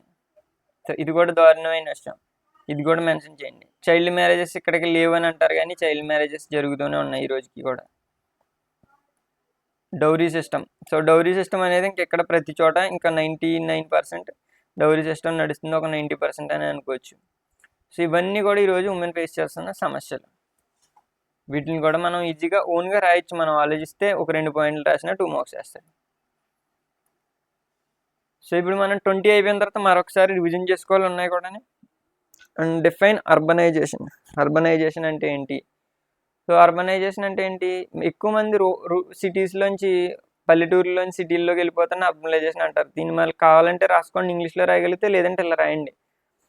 Urbanisation is the process of people moving from ఎక్కడి నుంచి moving from rural areas to cities, rural areas నుంచి సిటీస్కి వెళ్ళిపోవటాన్ని అర్బనైజేషన్ అంటారు. ఇంకేమన్నా రాయాలంటే increasing urban population is called urbanisation. అంటే సిటీ పాపులేషన్ పెరిగిపోవడాన్ని అర్బనైజేషన్ అంటారు. ఇది రెండోది. సో 20 అవుతున్నాయి, 20 మళ్ళీ కలిపి రివిజన్ చేద్దాం. What do you know about apartheid? So ఇది ఓన్గా రైట్ అనుకున్నది, కొత్తగా చదివే వాళ్ళు అపార్థీడ్ అంటేనే తెలియదు, కొన్ని స్టార్ పెట్టుకోండి. అపార్థీడ్ అంటే మీకు సౌత్ ఆఫ్రికా గుర్తురావాలి, నెల్సన్ మండేలా గుర్తురావాలి. డిస్క్రిమినేషన్ అనే పదం ఇంతకు ముందు కూడా వచ్చింది. పదాలు నేర్చుకోవడం ఎంత ఇంపార్టెంటో చూడండి. ఇక్కడ డిస్క్రిమినేషన్ వచ్చింది, మళ్ళీ డిస్క్రిమినేషన్ వచ్చింది. డిస్క్రిమినేషన్ అంటే వివక్ష, అగైనెస్ట్ దేనికి? Some people on basis of race, జాతి, కులం, రంగు, ఇవన్నిటికి కలిపి చూపించే వివక్షనే డిస్క్రిమినేషన్ అని అంటారు. What is meant by communalism? Communalism అంటే ఏమిటి? కమ్యూనలిజం అంటే ఏంటి? It means people of one community or religion start feeling them superior. ఏదైనా ఒక కమ్యూనిటీ, అది క్యాస్ట్ అవ్వచ్చు, ఏదైనా అవ్వచ్చు, మా మతం అవ్వచ్చు, మా మతం గొప్పది, మా కులం గొప్పది, ఇలా ఫీల్ అవుతుంది అని కమ్యూనలిజం అంటారు. సో ఈ సొసైటీలో ఉండకూడదు then other community or religion. It is leads to communal conflicts. దీనివల్ల కమ్యూనల్ కాన్ఫ్లిక్ట్స్ వస్తాయి, ఒకరికొకరు కోఆర్డినేషన్ జరుగుతుంది, యూనిటీ పోతుంది, కంట్రీ డెవలప్మెంట్కి ఇది ఒక థ్రెట్లా మిగిలిపోతుంది. సో దీంట్లో మెయిన్ థింగ్ గుర్తుపెట్టుకోవాల్సింది ఏంటంటే one community religion start feeling them superior then other community and religion. ఇలా రాస్తే 2 మార్క్స్ వేస్తాడు. అండ్ దీని తర్వాత చూడండి, mention any 2 constitutional provisions that make India as a secular state. ఇండియాని సెక్యులర్ స్టేట్. సెక్యులర్ అంటే ఏంటి? మతం లేనిది. ఒక మతం లేనిదంటే మతం లేదని కాదు, ఏ మతానికి ప్రాధాన్యత ఇవ్వకపోతే దాన్ని సెక్యులర్ స్టేట్ అంటారు. So our constitution provide some provisions to make India secular state. మన కాన్స్టిట్యూషన్ ఇండియన్ సెక్యులర్ స్టేట్ చేయడానికి కొన్ని ప్రొవిజన్స్ తీసుకొచ్చింది. ఏంటి ప్రొవిజన్స్ అంటే మనకి రాజ్యాంగంలో రాస్తూ ఉంటారు కదా, ఇవి ఆర్టికల్స్ ప్రొవిజన్స్. ఇవి ఏంటంటే నో అఫీషియల్ రిలీజియన్. ఫస్ట్ గుర్తుపెట్టుకోండి, ఇండియాకి సంబంధించి ఏది అఫీషియల్ రిలీజియన్, అఫీషియల్ మతం అనేది లేదు. So for the Indian state that makes our constitution does not give a specific status to any religion. రెండోది ఏంటంటే దేనికి స్పెసిఫిక్ స్టేటస్ ఇవ్వలేదు, ఏ మతానికి కూడా స్పెసిఫిక్ స్టేటస్ ఇవ్వలేదు. ఇది ఇండియాకి సంబంధించిన ఇది ఈ మతం ఇండియా మతం అని చెప్పడానికి ఏదీ లేదు. అలాగే ఏ మతానికి కూడా దేన్ని కూడా అఫీషియల్గా చెప్పలేదు. సో ఇది సెక్యులర్ స్టేట్ అని చెప్పడానికి మనం ఈ విధంగా మనం చెప్పొచ్చు. సో వీటిలో ఏదైనా పాయింట్స్ రండి. 20 కంప్లీట్ చేసిన సక్సెస్ఫుల్గా రివిజన్ చేయండి. 25 దాకా మళ్ళీ వెళ్దాం. So state how caste inequalities are still continuing in India. Caste inequalities ఇప్పుడు ఎక్కడెక్కడ గమనిస్తున్నాయి మీరు చూసినవి మీరు రాసేయచ్చు, ఓన్గా రాయొచ్చు. సో ఏంటంటే dominance of upper caste. So జనరల్గా గమనించేది ఏంటంటే upper caste domination still continuing in villages of India. విలేజెస్లో ఇంకా అప్పర్ క్యాస్ట్ డామినేషన్ ఉన్నది చాలా విలేజెస్లో. And eating with members of certain caste and attending wedding are also Tabu in some. Tabu అంటే నిషేధం అని, అది చేయకూడదని in some villages. So eating with some members of certain caste. So కొంతమంది వెళ్ళి మ్యారేజెస్లో కూడా కొన్ని క్యాస్ట్ల వాళ్ళు ఇంకొక క్యాస్ట్ల వాళ్ళతో కలిసి భోజనం చేయడం అనేది కొన్ని చోట్ల నిషేధంగా ఉంటుంది. సో ఇది చాలా దారుణం. And still some castes are lagging behind in modern education. So కొన్ని క్యాస్ట్లు ఈ రోజుకి కూడా చదువులు వెనకబడిపోయి ఉన్నాయి. ఇది క్యాస్ట్ సిస్టమ్ ఇండియాలో ఉన్నదని చెప్పడానికి ఇక్కడ ఇది. సో దీన్ని బట్టి ఈ పాయింట్స్ చూడండి, మీరు వీటిని కూడా ఓన్గా రాయొచ్చు, మీరు చూసేవి రాయొచ్చు. 2 పాయింట్లు 2 పాయింట్లు రాసినా సరిపోతుంది. అండ్ దెన్ ఇక్కడ చూడండి, సో ఇంకో 2 అయితే 25 అవుతాయి. తర్వాత నెక్స్ట్ 5 కలుపుకుంటూ వెళ్తే 54 ఈజీగా రీచ్ అవ్వచ్చు. Which places are suitable for establishment of MNCs. Multinational companies అంటే వేరే దేశం నుంచి అదర్ కంట్రీస్ నుంచి వస్తారు. అదర్ కంట్రీస్ నుంచి వచ్చి వాళ్ళు ఎక్కడ పెట్టుబడులు పెడతా ఉంటారు, ఏదైనా కంపెనీస్ తీసుకుంటూ వస్తారు. వాళ్ళకి ఏం కావాలి? Cheap labour. వాళ్ళ కంట్రీలో కాస్ట్లీగా పనిచేయాలి. ఒకరిని పెట్టుకోవాలంటే ఒక 30,000 అడిగితే మన కంట్రీలో 5,000కి 10,000కి పనిచేయడానికి సిద్ధంగా ఉన్నారు అనుకోండి, వచ్చేస్తారు. Availability of raw material. So వాళ్ళ కంట్రీస్లో రా మెటీరియల్ విచ్చలవిడిగా వాడుకోవడానికి లేకపోతే మన కంట్రీలోకి వచ్చేస్తారు. Closeness to markets and policies of the government. So దీనివల్ల మార్కెట్స్ అండ్ పాలసీస్ అంటే సో అక్కడ మనకి తీసుకొచ్చి ఇక్కడ కంపెనీస్ పెట్టాలంటే కొన్ని సార్లు ఏమవుతుందంటే ఎక్కువ ట్యాక్స్ కానీ లేదంటే వాళ్ళకి ఇబ్బందులు గురి చేయడం కానీ ఉంటుంది, ఎక్కువ డాక్యుమెంటేషన్ ఉంటుంది. అలా కాకుండా సింపుల్ డాక్యుమెంటేషన్, తక్కువ ట్యాక్స్ వేస్తే ఈజీగా వచ్చి పెట్టుకుంటారు మల్టీనేషనల్ కంపెనీస్. అలాగే ఏంటంటే ఈ మధ్యన ఏం జరుగుతుంది మల్టీనేషనల్ కంపెనీస్ అంటే, మనం పొల్యూషన్స్ని అమెరికా లాంటి కంట్రీస్లో పొల్యూషన్కి సంబంధించిన కంపెనీస్ని తొందరగా పెట్టిన వాళ్ళకి చాలా రిస్ట్రిక్షన్స్ ఉంటాయి. కానీ ఇండియాలో అలాంటివి లేవు కాబట్టి చాలామంది మల్టీనేషనల్ కంపెనీస్ ఇక్కడ తయారు చేస్తున్నారు. ఆ పొల్యూషన్ చెత్త అంతా ఇక్కడ వదిలేసి వెళ్ళిపోతున్నారు. అది కూడా మీరు గుర్తుంచుకోవాలి. రేపు అలాంటి వాటి గురించి ఎదుర్కోవడానికి ఉంటుంది మీరు. అండ్ సో ఇక్కడ ఏంటంటే ఎంఎన్సీ అంటే ఇక్కడ చూడండి, చీప్ లేబర్ కావాలి, అవైలబిలిటీ ఆఫ్ రా మెటీరియల్, ఈ పాయింట్లను బట్టి ఈ మార్క్స్ కూడా రాసేయచ్చు మీరు. ఈ కీవర్డ్స్ని గుర్తెట్టుకుంటే closeness to markets and policies. So what are the various ways which carrier countries can be linked. So countries అన్ని కలిపి లింక్ అవ్వడానికి వేరియస్ వేస్ ఏమున్నాయి? By trade relations through export and import. So countries ఎందుకు link అవుతున్నాయి, ఎలా link అవుతున్నాయి? So చూడండి, ఇండియాకి చైనా ఉన్నదనుకోండి, లేదంటే అమెరికా ఉన్నదనుకోండి, మనం అక్కడ నుంచి, లేదంటే ఇరాన్, ఇరాక్, సౌదీ చూసుకున్నారనుకోండి, మనం అక్కడ నుంచి డేట్స్ కానీ, మనకి ఎక్కువగా పెట్రోలియం కానీ ఇంపోర్ట్ చేసుకుంటాం, దిగుమతి, మనకి తెచ్చుకుంటాం ఇంపోర్ట్. అలాగే మన దగ్గర నుంచి వాళ్ళు మనకి పండే ఫ్రూట్స్ కానీ, తర్వాత ఫుడ్ కానీ అక్కడ మన నుంచి వాళ్ళు ఎక్స్పోర్ట్ చేసుకుంటున్నారు. సో ఇలా చేయడం వల్ల కంట్రీస్కి మధ్యన రిలేషన్ ఏర్పడుతుంది కదా, ఎక్స్చేంజ్ ఆఫ్ సర్వీసెస్. సో చూడండి, లింక్ ఎలా అవుతుంది కంట్రీస్ మధ్య అంటే, బ్యాంకింగ్, మన దేశం నుంచి ఇంకో దేశానికి బ్యాంక్ నుంచి ట్రాన్స్ఫర్ చేసుకుంటాం ఇంటర్నేషనల్. అలా చేసుకుంటాం కూడా మనకి కంట్రీకి లింక్ అవుతుంది. ఇన్సూరెన్స్ ఉన్న, బ్యాంకింగ్ ఉన్న, ఎంటర్టైన్మెంట్, ఇక్కడ సినిమాలు అక్కడ చూస్తున్నారు, ఇంటర్నేషనల్ సినిమాలు మన వాళ్ళు చూస్తున్నారు. సో ఇవన్నీ కూడా లింకప్ చేయడానికి ఒక వేరియస్ వేస్ అన్నాడు. క్వశ్చన్ చూడగానే క్వశ్చన్ అర్థం చేసుకుని దాన్ని బట్టి మీకు తెలిసినవి రాయొచ్చు వదిలేసే కంటే. సో దీన్ని కూడా మీరు ఓన్గా రాయొచ్చు. So what are the role of MNC in the global process? How are the MNC promoting globalisation? So global process అన్న, గ్లోబలైజేషన్ అన్న ఇంచుమించు ఒకటే. ఈ గ్లోబలైజేషన్ అంటే ప్రపంచం మొత్తం చిన్న విలేజ్లో మారిపోయి ఒకరితో ఒకరు కనెక్ట్ అయిపోతుంది ప్రపంచంలో. ఈరోజు మనం వాట్సాప్ కాల్ అమెరికాలో ఉన్న వాళ్ళతో కూడా మాట్లాడచ్చు.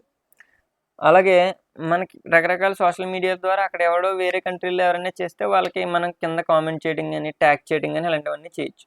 So MNC play key role in the increase of foreign investment and foreign trade.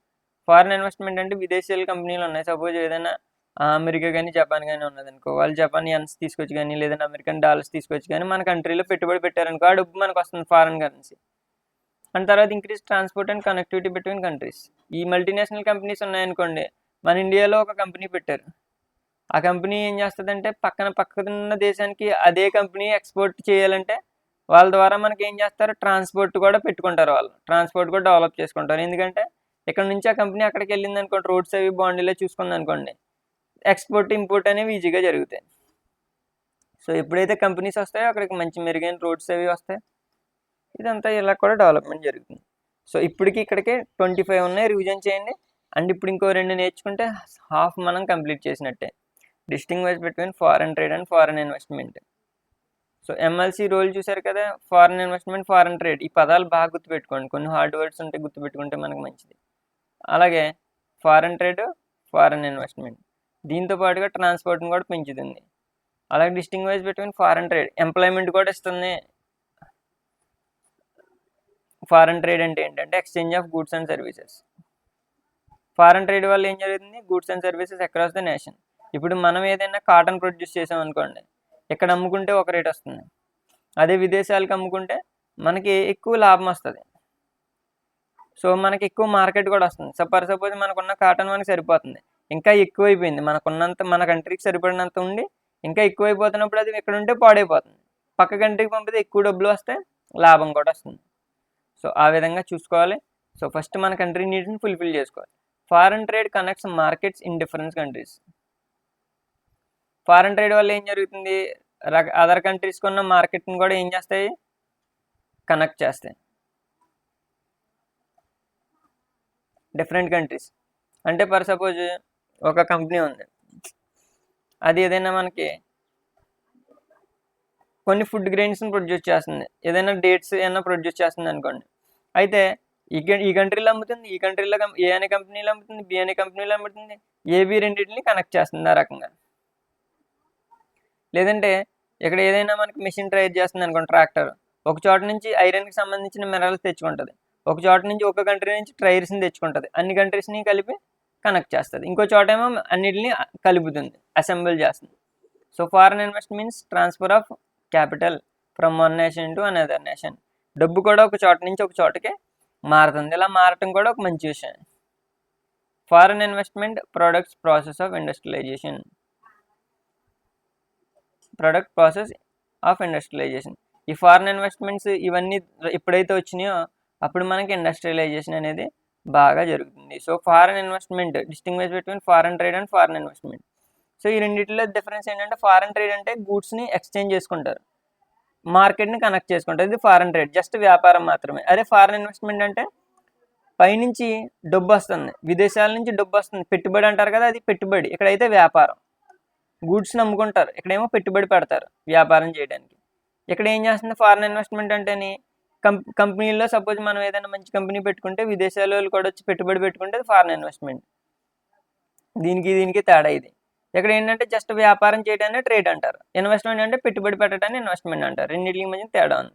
What is meant by trade barriers? Trade barriers అంటే ట్రేడ్ అంటే ఏంటి? వ్యాపారం.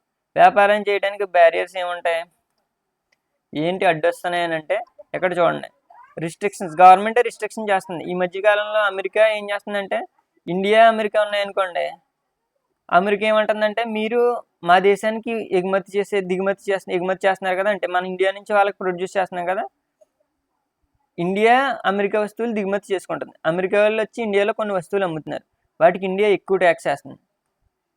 అమెరికాలో ట్రంప్ వచ్చాక ట్రంప్ ఏమంటున్నాడంటే మీరు ఎంత ట్యాక్స్ వేస్తే మేము కూడా అంతే ట్యాక్స్ వేస్తాం అంటున్నాడు. ఇంతకుముందు ఏంటంటే ఇండియాకి మనకి అమెరికా వాళ్ళు అమ్మితే మనం ఎక్కువ ట్యాక్స్ చేయడం, మనం అమ్మేవి అమెరికా తక్కువ ట్యాక్స్ చేయడం జరిగేది.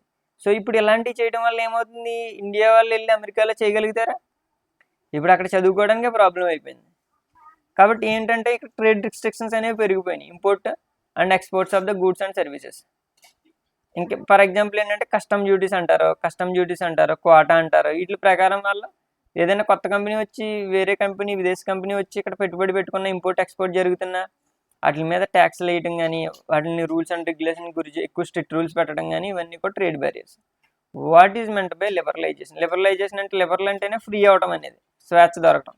రిమూవింగ్ బ్యారియర్స్, ఈ పైన ట్రేడ్ బ్యారియర్స్ని రిమూవ్ చేస్తే దాన్నే లిబరలైజేషన్ అంటారు. Set by government is noun as liberalisation. So ఇలా బ్యారియర్స్ రిమూవ్ చేస్తే లిబరలైజేషన్ అంటారు.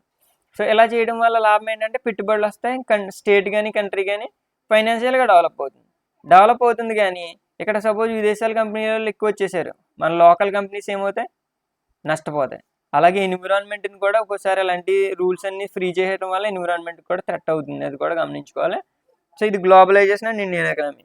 సో గ్లోబలైజేషన్ అంటే ఏంటో చూసాం. ఎక్కడతో 30th క్వశ్చన్ కూడా రివిజన్ చేయబోతున్నాం. So what is tariff and why it is imposed on goods? So ఇప్పటిదాకా మీరు చదివారంటే చాలా బాగా పర్సిస్టెన్స్తో ఉన్నట్టే, ఇంకా కొంచెం పర్సిస్టెన్స్తో ఉంటే ఇవి కూడా కంప్లీట్ అయిపోతుంది. సో టారిఫ్, ఈ పదాలు ఓన్గా రాయలేం, నేర్చుకోవాలి. Tariff is a tax that is imposed on imported goods. Suppose వేరే కంట్రీ, ఇప్పుడు సపోజ్ మన ఇండియా కంట్రీ, సో ఇక్కడ అమెరికా ఉన్నదనుకోండి, ఈ అమెరికా నుంచి మనం కొన్ని రకాల పళ్ళు, మనం స్ట్రాబెర్రీస్ ఏదో దిగుమతి చేసుకుంటున్నాం. సో అది 100 రూపాయలు పడింది అనుకోండి, 10% ట్యాక్స్ వేసింది ఇండియా ఆ పళ్ళు మీద. అప్పుడు అది ఎంత అవుతుంది, 110 రూపీస్కి ఇండియాకి ఇంపోర్ట్ అవుతాయి. సో ఈ ట్యాక్స్ ఎవరు కట్టుకోవాలి? అమెరికా నుంచి ఏదైతే కంపెనీ ఇక్కడ ప్రొడ్యూస్ చేస్తుందో వాళ్ళు కట్టుకోవాలి. So to product domestic products. ఎందుకు ఎలాగ వేసిందంటే ఇండియాలో కూడా స్ట్రాబెర్రీస్ పండుతున్నాయి, ఇక్కడ 20% ట్యాక్స్ వేసింది అనుకోండి, 120 అవుతుంది. జస్ట్ ఇమాజిన్, ఇండియాలో కంపెనీలు కష్టపడి 100 రూపాయలకి తయారు చేసినాయి అనుకోండి, 110 రూపాయలకి తయారు చేసింది అనుకోండి, అమెరికా వాడు 100 రూపాయలకే మనకి పెట్టేశాడు పళ్ళు. అప్పుడు ఎవరికి కొంటాం? అమెరికావే కొంటాం. ఇండియా కొంటామా? కొనం. అప్పుడు ఎవరు నష్టపోతారు? ఇండియాలో పండించే రైతులు నష్టపోతారు. ఇది మంచిది కాదుగా, కాబట్టి అందుకే ట్యాక్స్ వేసుకుంటారు. అండ్ తర్వాత నెక్స్ట్ వచ్చి చూడండి, ఇవి రెండే simple points. Tax that is imposed on imported goods. తర్వాత వాట్ డూ యూ, ఇక్కడ 30 కూడా మళ్ళీ రివిజన్ చేయండి. ఖచ్చితంగా నెంబర్ ఆఫ్ టైమ్స్ రివిజన్ చేస్తేనే గుర్తుంటుంది. చాలామంది గుర్తుండట్లేదు అంటారు, ఈ రివిజన్ చేయకపోతే గుర్తుండదు. What do you understand by liberalisation of foreign trade? Removing barriers and restrictions set by the government is noun as liberalisation. So same liberalisation అంటే ఏంటి? Removing barriers, restrictions set by government. ఇక్కడ already మనం ఇంతకుముందే చూసాం, removing barriers restriction set by government is liberalisation. ఇక్కడ మళ్ళీ వచ్చింది చూడండి, లిబరలైజేషన్ ఆఫ్ ఫారెన్ ట్రేడ్. మరి ఫారెన్ ట్రేడ్ ఏంటి, దీన్నేమో లిబరలైజేషన్ అంటారు. ఫస్ట్ పాయింట్ ఓకే, మరి సెకండ్ పాయింట్ ఏంటి, with liberalisation of trade business are allowed to make decisions freely about what they wish to import and export. Liberalisation వల్ల ఏమవుతుందంటే ఈజీగా వాళ్ళు ఏం ఇంపోర్ట్ చేయాలన్నా ఎక్స్పోర్ట్ చేయాలన్నా ఈజీగా చేయొచ్చు. సో ఫారెన్స్ విదేశాల వాళ్ళు వచ్చి మన కంట్రీకి ఏదైనా ఈజీగా అమ్ముకోవచ్చు, లేదంటే కొనుక్కోవచ్చు, ఈజీగా జరుగుతాయి. రిస్ట్రిక్షన్స్ ఉండవు. ట్యాక్సెస్ ఏమో ఎక్కువ ట్యాక్స్ పెట్టడం కానీ, ఎక్కువ డాక్యుమెంటేషన్ కానీ, రిస్ట్రిక్షన్స్ కానీ ఉండవు. What are the functions of WTO? First of all WTO abbreviation 1 mark వస్తుంది. సెజ్ అబ్రివియేషన్ 1 మార్క్ వస్తుంది. 1 మార్క్ క్వశ్చన్స్ అన్ని మళ్ళీ నేను చేస్తాను. MNC అబ్రివియేషన్ 1 మార్క్స్ వస్తుంది. ఈ ఎగ్జాంపుల్స్ మళ్ళీ 1 మార్క్స్కి వస్తాయి. సో చాలా జాగ్రత్తగా చూడాలి. ఇక్కడ ఉన్న 4 మార్క్స్కి 1 మార్క్స్కి 2 మార్క్స్కి 8 మార్క్స్ కూడా రావచ్చు. So WTO World Trade Organization establish regarding international trade. దేనికోసం ఇంటర్నేషనల్ ట్రేడ్? ఇంటర్నేషనల్ ట్రేడ్ అంటే విదేశాల్లో వ్యాపారం చేయడానికి. And sees these rules are obeyed. International ట్రేడ్కి సంబంధించిన ఎస్టాబ్లిషింగ్ రూల్స్ ఏం పెడుతుంది? WTO రూల్స్ని పెడుతుంది. సో ఆ రూల్స్ ఏం చేయాలి? పాటించాలి. రూల్స్ పెడతాయి కాబట్టి ఆ రూల్స్ని పాటించేలాగా కూడా చూసుకుంటుంది ఇంటర్నేషనల్గా. అంటే ఏ దేశం నష్టపోకుండా అన్నిటికీ లాభం జరిగేలాగా. తర్వాత it's aim is to liberalise international trade. అంటే లిబరలైజ్ ఇంటర్నేషనల్ ట్రేడ్ అంటే ప్రపంచంలో వ్యాపారం బాగా జరిగేలా చూసుకుంటుంది. లిబరలైజ్ అంటే రూల్స్ రెగ్యులేషన్. లిబరలైజేషన్ అంటే రిమూవింగ్ బ్యారియర్స్ ఆర్ రిస్ట్రిక్షన్స్. ఈ బ్యారియర్స్ రిస్ట్రిక్షన్స్ని ఎప్పుడైతే రిమూవ్ చేస్తారో ప్రపంచం డెవలప్ అవుతుంది అని దాని ఉద్దేశం. What is SEZ? సెజ్ అంటే స్పెషల్ ఎకనామిక్ జోన్. ఇలా రాస్తే 1 మార్క్ 2 మార్క్స్ పడిపోతాయి. సెజ్ అంటే స్పెషల్ ఎకనామిక్. వీటిని ఓన్గా రాయటం ఉండదు, ఇలాంటివే స్టార్లు పెట్టుకోవాలి. మిగతా ఓన్గా రాసినా మార్క్స్ వేస్తారు. అబ్రివియేషన్స్ ఓన్గా రాయలేము. SEZ provide world class facilities. SEZ ఏం ఫెసిలిటీస్ ప్రొవైడ్ చేస్తుంది? వరల్డ్ క్లాస్ ఫెసిలిటీస్ ప్రొవైడ్ చేస్తుంది. సో ఏంటవి? ఎలక్ట్రిసిటీ ప్రొడ్యూస్ చేయడం కానీ, వాటర్ కానీ, రోడ్స్ కానీ, ట్రాన్స్పోర్ట్, తర్వాత స్టోరేజ్, రిక్రియేషనల్, ఎడ్యుకేషనల్ ఫెసిలిటీస్, ఇవన్నీ బాగుండేలాగా సెట్ చూసుకుంటుంది స్పెషల్ ఎకనామిక్ జోన్స్లో. Give some examples of Indian multinational companies. అంటే ఇండియాలోనే పుట్టిన కంపెనీ ప్రపంచవ్యాప్తంగా ఎక్స్పాండ్ అయింది. ఇది గొప్ప విషయం. ఏంటనేది చూడండి. టాటా మోటార్స్. టాటా అంటే ఇండియాలో మంచి రీసెంట్గా ఎక్స్పైర్ అయ్యారు టాటా, రతన్ టాటా చాలా గొప్ప వ్యక్తి. అలాగే ఇన్ఫోసిస్ కూడా గొప్ప వ్యక్తి ఆయన ఎస్టాబ్లిష్ చేసిన. అంటే ర్యాన్బాక్సీ, ఏషియన్ పెయింట్స్, ఈ రెండు కూడా రాసినా మీకు 2 మార్క్స్ వస్తాయి. Ranbaxy, Asian paints, Sundarban fasteners, ఇవన్నీ ఎందుకంటే మీకు సుందరం ఫాస్టనర్, ఇవన్నీ ఎందుకంటే మీకు మళ్ళీ మ్యాచింగ్ ఏమైనా అడగచ్చు 1 మార్క్కి. సో అప్పుడు మీరు ఇందులో ఏది which of the following is not a foreign MNC అంటారు. అప్పుడు ఇండియన్ MNC వస్తే ఫారెన్ MNC కాదు కదా అది. అప్పుడు వీటిని మనం ఈజీగా ఎలిమినేట్ చేయగలుగుతాం. సో అలా చూడండి. వీటిని అన్నింటిని రివిజన్ చేసుకోండి. 34 దాకా వచ్చాం. అండ్ 35 అయితే 30 నుంచి 35 ఒకసారి రివిజన్ చేయాలి. What is the impact of globalisation has not been uniform? Explain the statement. So impact of globalisation ఒకేలా లేదు. కొన్ని చోట్ల పాజిటివ్గా ఉంది, కొన్ని చోట్ల నెగిటివ్గా ఉన్నది. ఏంటి దాని ఇంపాక్ట్ అని అడుగుతున్నాడు. సో జనరల్గా చెప్పాలంటే ఎవరి దగ్గర అయితే స్కిల్ ఉందో వాళ్ళందరికీ అర్బన్ సిటీస్లో ఉన్న వాళ్ళకి హెల్ప్ చేసింది గ్లోబలైజేషన్. అంటే ఇప్పుడు అమెరికన్ అన్న సాఫ్ట్వేర్ కంపెనీస్లో కానీ, లేదంటే ఇతర కంట్రీస్ ఏదైనా ఫారెన్ కంట్రీస్లో కానీ ఇక్కడ కూర్చుని వాళ్ళు జాబ్స్ చేసుకున్నారు. లేదంటే మంచి ఇంగ్లీష్ కానీ, స్కిల్స్ కానీ, ఎడ్యుకేషన్ కానీ ఉన్న వాళ్ళు ఫారెన్ కంట్రీస్కి వెళ్ళి జాబ్ చేసుకుంటున్నారు, ఎక్కువ లాభం పొందుతున్నారు. మళ్ళీ వాళ్ళకి benefited skills and professionals in urban areas and it is advantages to wealthy section in urban areas. Urban ఏరియాస్లో ఉన్న డబ్బు ఉన్న వాళ్ళకి ఇది బాగా యూజ్ అవుతుంది. ఎందుకంటే the enjoy improvement quality of life style. So ఇప్పుడు ఎప్పుడైతే వాళ్ళకి డబ్బు ఉందో అదర్ కంట్రీస్ నుంచి గొప్ప సపోజ్ మనకి ఈరోజు యూజ్ చేస్తున్న ఏసీలు, ఫ్రిడ్జ్లు, వాషింగ్ మిషన్లు, టీవీలు అదర్ కంట్రీస్ ఇంకా గొప్ప ప్రొవైడ్ చేస్తుంటే ఈ గ్లోబలైజేషన్ వాళ్ళ ద్వారా వీళ్ళు ఏం చేసుకుంటారు, వాటిని ఇంపోర్ట్ చేసుకుని ఆ లగ్జరీస్ అన్నింటినీ వాళ్ళు అనుభవిస్తారు. మరి నెగిటివ్ ఇంపాక్ట్ నష్టం ఏంటంటే ఇప్పుడే చూసారు, ఇంతకుముందు మనం మాట్లాడుకున్నాం. It has not benefited unskilled rural persons. Rural persons అంటే అన్స్కిల్డ్ పర్సన్స్ అంటే వాళ్ళ దగ్గర స్కిల్ ఏమీ లేదు. మరి విదేశాలలో అదర్ కంట్రీస్ నుంచి ఇక్కడ పెట్టుబడి పెట్టారు, కంపెనీస్ పెట్టారు. వాళ్ళు ఏం చేస్తారు, వీళ్ళని తీసుకుంటారా? అన్స్కిల్డ్ ఉన్నదనుకోండి, అన్స్కిల్డ్ లేబర్ ఉన్నారనుకోండి, వాళ్ళని తీసుకోరు, మాకు అవసరం లేదంటారు. ఈ ఒకవేళ ఈ గ్లోబలైజేషన్ జరక్క ఇతర కంట్రీస్ ఇక్కడికి రాక ఉంటే లోకల్గా ఉన్న వాళ్ళు ఏదోలాగా వాళ్ళని తీసుకునేవారు. కానీ ఇప్పుడు గ్లోబలైజేషన్ జరగడం వల్ల వీళ్ళ అవసరం లేకుండా పోయింది, వీళ్ళు నష్టపోతున్నారు. Many rural people artisans were lost their employment. లోకల్లో ఉండే వాళ్ళు చిన్న చిన్న పనులు చేసుకుని వడ్రంగి పని అవి చేసుకునే వాళ్ళు, లేదంటే నేతనేసే వాళ్ళు వీళ్ళందరూ ఉన్నారు. మరి ఒక నేతనేసే వాళ్ళు బట్టలు కుట్టాలంటే ఒక రోజుకి వారానికి ఒక చీర కుట్టుతారు. లేదంటేని మరి అలాంటి వాళ్ళు ఒక కంపెనీ ఒక మెషిన్ పెట్టింది. మెషిన్ ప్రొడ్యూస్ చేసినప్పుడు స్పిన్నింగ్ అన్ని తర్వాత మీరు ఇవన్నీ చూసుంటారు నేత మెషిన్స్. అవి వాటిల్లో మీకు ఒక రోజుకి ఒక గంటకి ఒక 20-100 చీరలు ప్రొడ్యూస్ చేసి కంపెనీస్ వచ్చేస్తున్నాయి. 10,000 సంఖ్యలో ప్రొడ్యూస్ అవుతున్నాయి. మరి అప్పుడు వీళ్ళు ఏమవుతారు? దీనికి ఉండే క్వాలిటీ దీనికి ఉంటుంది, బట్ అవి చీప్గా దొరికితే తక్కువ కాస్ట్కి దొరుకుతాయి, వీళ్ళు నష్టపోతున్నారు కదా. సో ఆ విధంగా వీళ్ళు కూడా నష్టపోతున్నారు. సో ఇవి రెండు ఏమో negative impacts. Rural unskilled persons కానీ ఆర్టిజన్స్ కానీ 2 పాయింట్లు. స్కిల్డ్ ప్రొఫెషన్స్ దీనికి opposite skilled professions wealthy labour, వీళ్ళేమో లాభపడుతున్నారు గ్లోబలైజేషన్ వల్ల. Impact of globalisation in India, ఇది మనకి మళ్ళీ దీన్నే ఉపయోగించుకుని మనం ఒకవేళ 4/8 వెయిటేజ్ని బట్టి చూసుకుంటే పెద్ద క్వశ్చన్ అడిగినా మనం ఈజీగా రాయొచ్చు.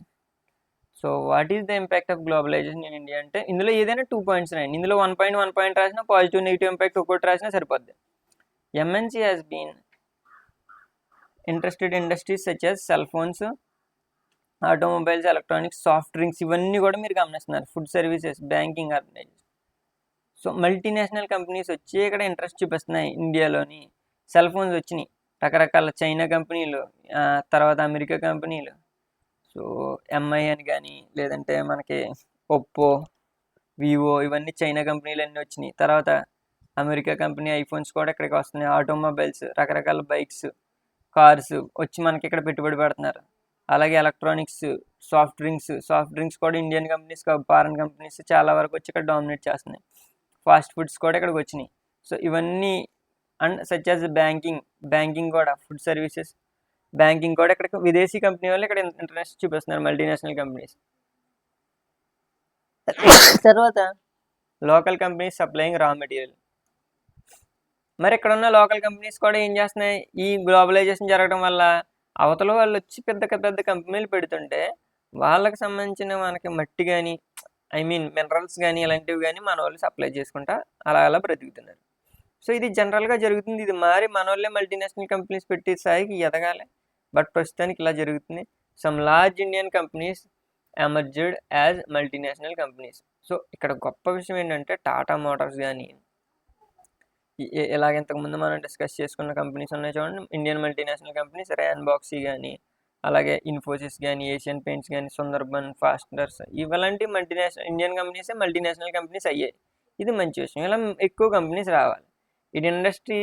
Industry is greatly benefited by globalisation. ఇలా జరగడం వల్ల గ్లోబలైజేషన్ అంటే ఎప్పుడైతే ప్రొడక్షన్ పెరుగుతుందో ఇండియాలో ప్రొడక్ట్ అయిన ప్రతి వస్తువుకి ట్యాక్స్ కట్టాలి. ట్యాక్స్ కట్టి కొద్దీ లాభం, ప్రాఫిట్, ఇండియాకి ఇన్కమ్ పెరుగుతుంది. ఇన్కమ్ పెరిగిందంటే లాభం. సో ఈ విధంగా చూడాలంటే మనకి గ్లోబలైజేషన్ చాలా హెల్ప్ఫుల్ అవుతుంది ఇండస్ట్రియల్ పరంగా.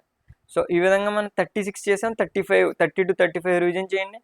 తర్వాత 30 to 40 మళ్ళీ రివిజన్ చేద్దాం. సో ఇప్పుడు మనం next question, what are the few factors which caused by exploitation of consumers. So ఈ క్వశ్చన్ మనం ఇప్పుడు కన్జ్యూమర్స్ని దోపిడీ చేయడానికి గల కారణాలు ఏంటి, ఏ విధంగా కారణాలు కన్జ్యూమర్స్ దోపిడీ అయిపోయారు. సో కన్జ్యూమర్స్ అంటే ఏంటంటే మనమే సరుకులు కొనుక్కుంటాం కదా, అప్పుడు మనం కన్జ్యూమర్స్ అవుతాం. ప్రతి ఒక్కరు అమ్మేవాడు కూడా ఏదో ఒకటి కొనుక్కుంటూ ఉంటాడు, లైఫ్కి అవసరమైంది. సో ఆ రకంగా అందరం కన్జ్యూమర్సే. అయితే ఏంటంటే ఎందుకు దోపిడీ జరుగుతుంది? అవేర్నెస్. సో మనకుండే హక్కులు, కన్జ్యూమర్గా మనకుండే హక్కులు ఏంటో మనకి తెలియకపోవడం వల్ల, నాలెడ్జ్ లేకపోవడం వల్ల ఎంఆర్పి దాటేసి అమ్మేస్తారు.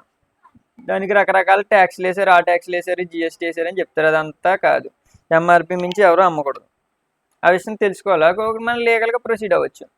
Such consumers are illiterates. చదువు రాని వాళ్ళకి ఎంఆర్పి ఎక్కడ ఉందో కూడా తెలియదు, ఎక్స్పైరీ డేట్ అంటే కూడా తెలియదు. కాబట్టి ఇల్లిటరేట్స్ కూడా ఈ ప్రాబ్లం ఫేస్ చేస్తూ ఉంటారు. First MRP, lack of awareness లేకపోవడం వల్ల కన్జ్యూమర్స్ దోపిడీ ఎందుకు జరుగుతుంది? అవేర్నెస్ లేకపోవడం వల్ల. చదువు, లిటరసీ అంటే చదువు లేకపోవడం వల్ల. Limited supply of products and services leading to shortage of black market. So మరి ప్రొడక్ట్స్ అనేవి సరిగ్గా లేవు, తక్కువ ఉన్నాయి. సపోజ్ మన దగ్గర ఒక 10 కేజీలు పంచదార ఉందనుకోండి, చాలా తక్కువ ఉన్నది, కావాల్సిన డిమాండ్ 100 కేజీలు ఉందనుకోండి, మరి మామూలుగా అయితే కేజీ 30 రూపాయలు 40 రూపాయలు అనుకుందాం. అనుకుంటేని నీ దగ్గరికి 100 మంది వచ్చేసారు 40 రూపాయలు ఇవ్వడానికి. అప్పుడు 10 అమ్ముకుంటే 400 వస్తుంది. మరి ఇప్పుడు డిమాండ్ ఎక్కువ ఉంది, 100 మందిలో పోటీ ఉంది. అప్పుడు మనం ఏం చేస్తాం, మనం ఇలా చేయకూడదు. బట్ కొంతమంది ఇలాగ ఏం చేస్తారంటే డిమాండ్ ఉన్నప్పుడు ఈ 100 రూపాయలు ఇచ్చిన వాడికి 1 కేజీ ఇస్తానంటాడు. సో ఆ రకంగా ఎంత సంపాదించుకుంటారో 10 కేజీలకి 1000 రూపాయలు వస్తుంది. 400 వచ్చే చోట 1000 రూపాయలు వస్తుంది. దీన్నే బ్లాక్ మార్కెటింగ్ అంటారు. సినిమా టికెట్ల దగ్గర మీకు అబ్జర్వ్ చేస్తూ ఉంటారు. అలా రకరకాల చోట్ల బ్లాక్ మార్కెట్ అనేది నడుస్తూనే ఉంటుంది. సో ఈ కన్జ్యూమర్ ఎక్స్ప్లోయిటేషన్ ఎక్కడెక్కడ జరుగుతుంది, ల్యాక్ ఆఫ్ అవేర్నెస్, ఇల్లిటరేట్. తర్వాత ఏంటంటే black market, products and services leading to shortage వచ్చినప్పుడు బ్లాక్ మార్కెటింగ్ చేయడం వల్ల, షార్టేజ్ వాళ్ళే చూస్తున్నారు, వాళ్ళే బ్లాక్ మార్కెటింగ్ చేస్తున్నారు, అమ్మకుండానే దాచిపెట్టుకున్నారు తర్వాత అమ్ముకుందామని రేట్లు పెరిగాక. What are the legal measures were taken by government to improve consumers in India? ఇండియాలో కన్జ్యూమర్స్ యొక్క ఎంపవర్మెంట్, నాలెడ్జ్ పెరిగేలాగా, వాళ్ళకి కొంచెం పవర్స్ ఉండేలాగా గవర్నమెంట్ ఏం చేసింది? దీనికి పేరు కోప్రా ఒకటి చేసింది, కన్జ్యూమర్ ప్రొటెక్షన్ యాక్ట్ 1986 ఇయర్. గుర్తుంటుంది, లేకపోతే లేదు. But parliament made consumer protection act, ఇది మాత్రం గుర్తుపెట్టుకోవాలి. దాని తర్వాత consumer courts have been set up to provide justice to consumers. స్పెషల్గా కన్జ్యూమర్ కోర్ట్స్ కూడా వేశారు. నార్మల్ కోర్ట్స్ లాగా ఇంకో కోర్ట్స్ ఏమంటాయి, కన్జ్యూమర్ కోర్ట్స్, కన్జ్యూమర్స్ కోసం. అంటే మనం ఏదైనా కొనుక్కున్న ఒక వస్తువు 2 రోజులకే పోయింది, మళ్ళీ వెనక్కి తిరిగి తీసుకొని అన్నాడు, అప్పుడు మనం ఏం చేయొచ్చు, కన్జ్యూమర్ కోర్టులో కేసు వేయచ్చు. సో ఈ విధంగా కన్జ్యూమర్ కోర్ట్స్ ఉన్నాయి. అండ్ తర్వాత what are the consumer forums? Consumer forums అంటే ఏంటి? Consumer forums are volunteer organisations are working for the rights of the consumers. ఇవి దేనికోసం వర్క్ చేస్తే, వాలంటీర్ ఆర్గనైజేషన్ కన్జ్యూమర్ రైట్స్ కోసం వర్క్ చేసే వాటిని కన్జ్యూమర్ ఫోరమ్స్ అంటారు. వర్కింగ్ ఫర్ వాలంటీర్ ఆర్గనైజేషన్స్ అంటే వాళ్ళకి ఏమి డబ్బులు ఆశించకుండా వాళ్ళకి వాళ్ళు సొంతంగా వచ్చారు, గవర్నమెంట్ నుంచి కాకుండా జనం దగ్గర ఫండ్స్ సేకరించి వాళ్ళు కన్జ్యూమర్ రైట్స్ కోసం వర్క్ చేస్తారు. ఫర్ సపోజ్ ఏదైనా కొన్ని కంపెనీస్లోని ప్రోడక్ట్స్ వల్ల కొంతమంది చనిపోయారు అనుకోండి, ఏదైనా ఛార్జింగ్ బ్యాటరీలు ఏమైనా పేలిపోవడం కానీ ఏదైనా జరుగుతుంది. అలాంటప్పుడు వీళ్ళందరూ బయటకు వచ్చి ఆ కంపెనీస్ వ్యతిరేకంగా పోరాడి గవర్నమెంట్ వాటిని నిషేధించాలని పోరాడతాయి. తర్వాత they provide guidance to consumers to file cases, consumer courses. కన్జ్యూమర్స్ని గైడ్ చేస్తూ ఉంటాయి. ఏదైనా కన్జ్యూమర్ ఉన్నాడు, ప్రోడక్ట్స్ వల్ల నష్టపోయాడు, దానికి ఏదైనా ఫిజికల్గా డ్యామేజ్ కానీ లేదంటే లాస్ అయిపోయాడు, కొన్నంటే దాని లోపల కొన్ని పవర్ బ్యాంక్స్ ఉంటున్నాయి.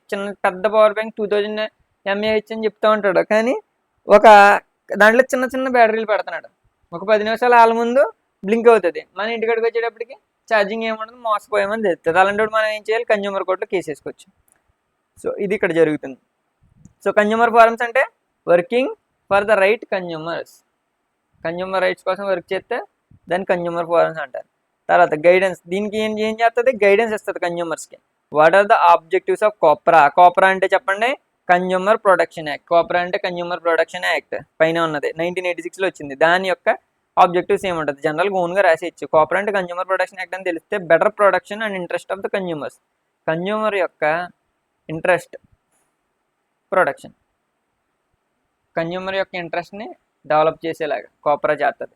Khopra consumer protection and develop interest of the consumers, ఇవి రెండు డెవలప్ చేస్తే కోప్రా. అంటే ఏంటంటే కన్జ్యూమర్స్కి వాళ్ళకి నచ్చిన వస్తువు కొనుక్కోవచ్చు, వాళ్ళకి ఆ ఫీచర్స్ తెలుసుకోవాలి, ఆ వస్తువు ఎలాంటిది ఏంటి, దాని క్వాలిటీ ఏంటి, ఇవన్నీ చేసుకోవచ్చు.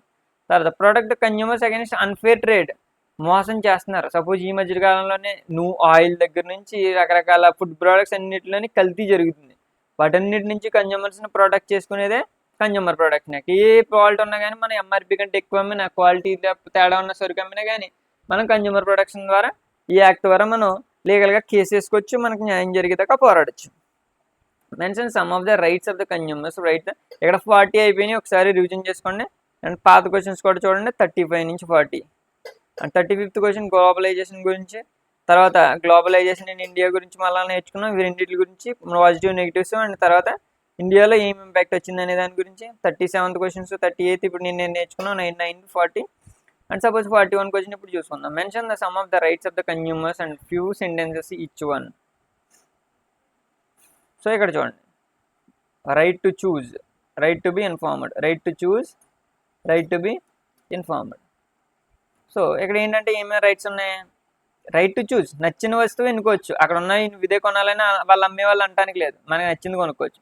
రైట్ టు బి ఇన్ఫార్మ్డ్, వాళ్ళకి సంబంధించిన ఏ డీటెయిల్ అడిగినా దానికి ఇవ్వాలి, దాని క్వాలిటీ ఏంటి, దాని ఎక్స్పైరీ డేట్ ఏంటి అన్నీ చెప్పాలి. Right to redressal, right to representation, right to safety. So మనకి వస్తువు యొక్క సేఫ్టీ ఎంతవరకు ఉంటుందని తెలుసుకోవచ్చు, వస్తువును ఉపయోగించుకునే దానికి సంబంధించిన ఇన్ఫర్మేషన్ అంతా తెలుసుకోవచ్చు, దాన్ని మనం రిప్రజెంటేషన్, ఇలాంటి రైట్స్ ఉంటాయి. Consumer education, right to consumer education. So ఆ వస్తువుని ఎలా వాడాలనే దాని గురించి కానీ మనకి యాజ్ అ వినియోగదారుడు కన్జ్యూమర్గా మనం రకరకాల విషయాలు తెలుసుకునేలాగా రైట్స్ ఉంటాయి. సో ఇవన్నిటిలోనే ఒక 2 రైట్స్ రాస్తే 2 మార్క్స్ వస్తాయి. So right to choose, right to be assured whatever possible access to variable goods services competitive prices. So మనకు ఇప్పుడు ఏదైనా ఉన్నది, ఇక్కడ గూడ్స్ ఉన్నాయి, మొబైల్ ఫోన్స్ ఉన్నాయి, దాంట్లో ఒక 4-5 ఫోన్స్ని పక్కన పెట్టుకుని వాటిలో ఏమేమి ఉన్నాయి ఫీచర్స్, వాటిలో ఏమేమి ఉంటున్నాయి, వాటిలో నచ్చిందని మనం అన్ని డిసైడ్ చేసుకున్న తర్వాత ఏది బెటర్ అని నచ్చిందని చూస్ చేసుకునే హక్కు మనకు ఉంటుంది. Right to be informed, consumer has right to know all information. మనకి ఏంటంటే క్వాలిటీ, క్వాంటిటీ, ప్రైస్ ఇవన్నీ కూడా మనం తెలుసుకోవచ్చు ఇన్ఫర్మేషన్. సపోజ్ మీరు ఏదైనా ఫోనే కొనుక్కుంటున్నారు, దాని క్వాలిటీ ఏంటి, ఒక ల్యాప్టాప్ కొనుక్కుంటే అది ఎంత క్వాలిటీ ఉన్నది, క్వాంటిటీ ఏంటి, ఏదైనా వస్తువులు కొనుక్కుంటే క్వాంటిటీ, దాని పరిమాణం ఎంత ఉంది, ఎన్ని గ్రామ్స్ వెయిట్ ఉన్నది, ప్రైస్, దాని కాస్ట్ ఏంటి, ఎంఆర్పి ఏంటి, మీరు ఎంత అమ్ముతున్నారు ఏంటి, డిస్కౌంట్ ఎంత ఇస్తున్నారు, ఇవన్నీ కూడా తెలుసుకునే రైట్స్ ఉన్నాయి. సో ఇవన్నీ లేకపోతే వినియోగదారుడు కన్జ్యూమర్ అనేవాడు మోసపోతాడు. సో మోసం నుంచి అరికట్టడానికి ఇవన్నీ చేస్తున్నాడు. So 45, next target 45 questions. ఇప్పుడు 42 దగ్గరికి వెళ్దాం. How consumer protection councils help the consumers.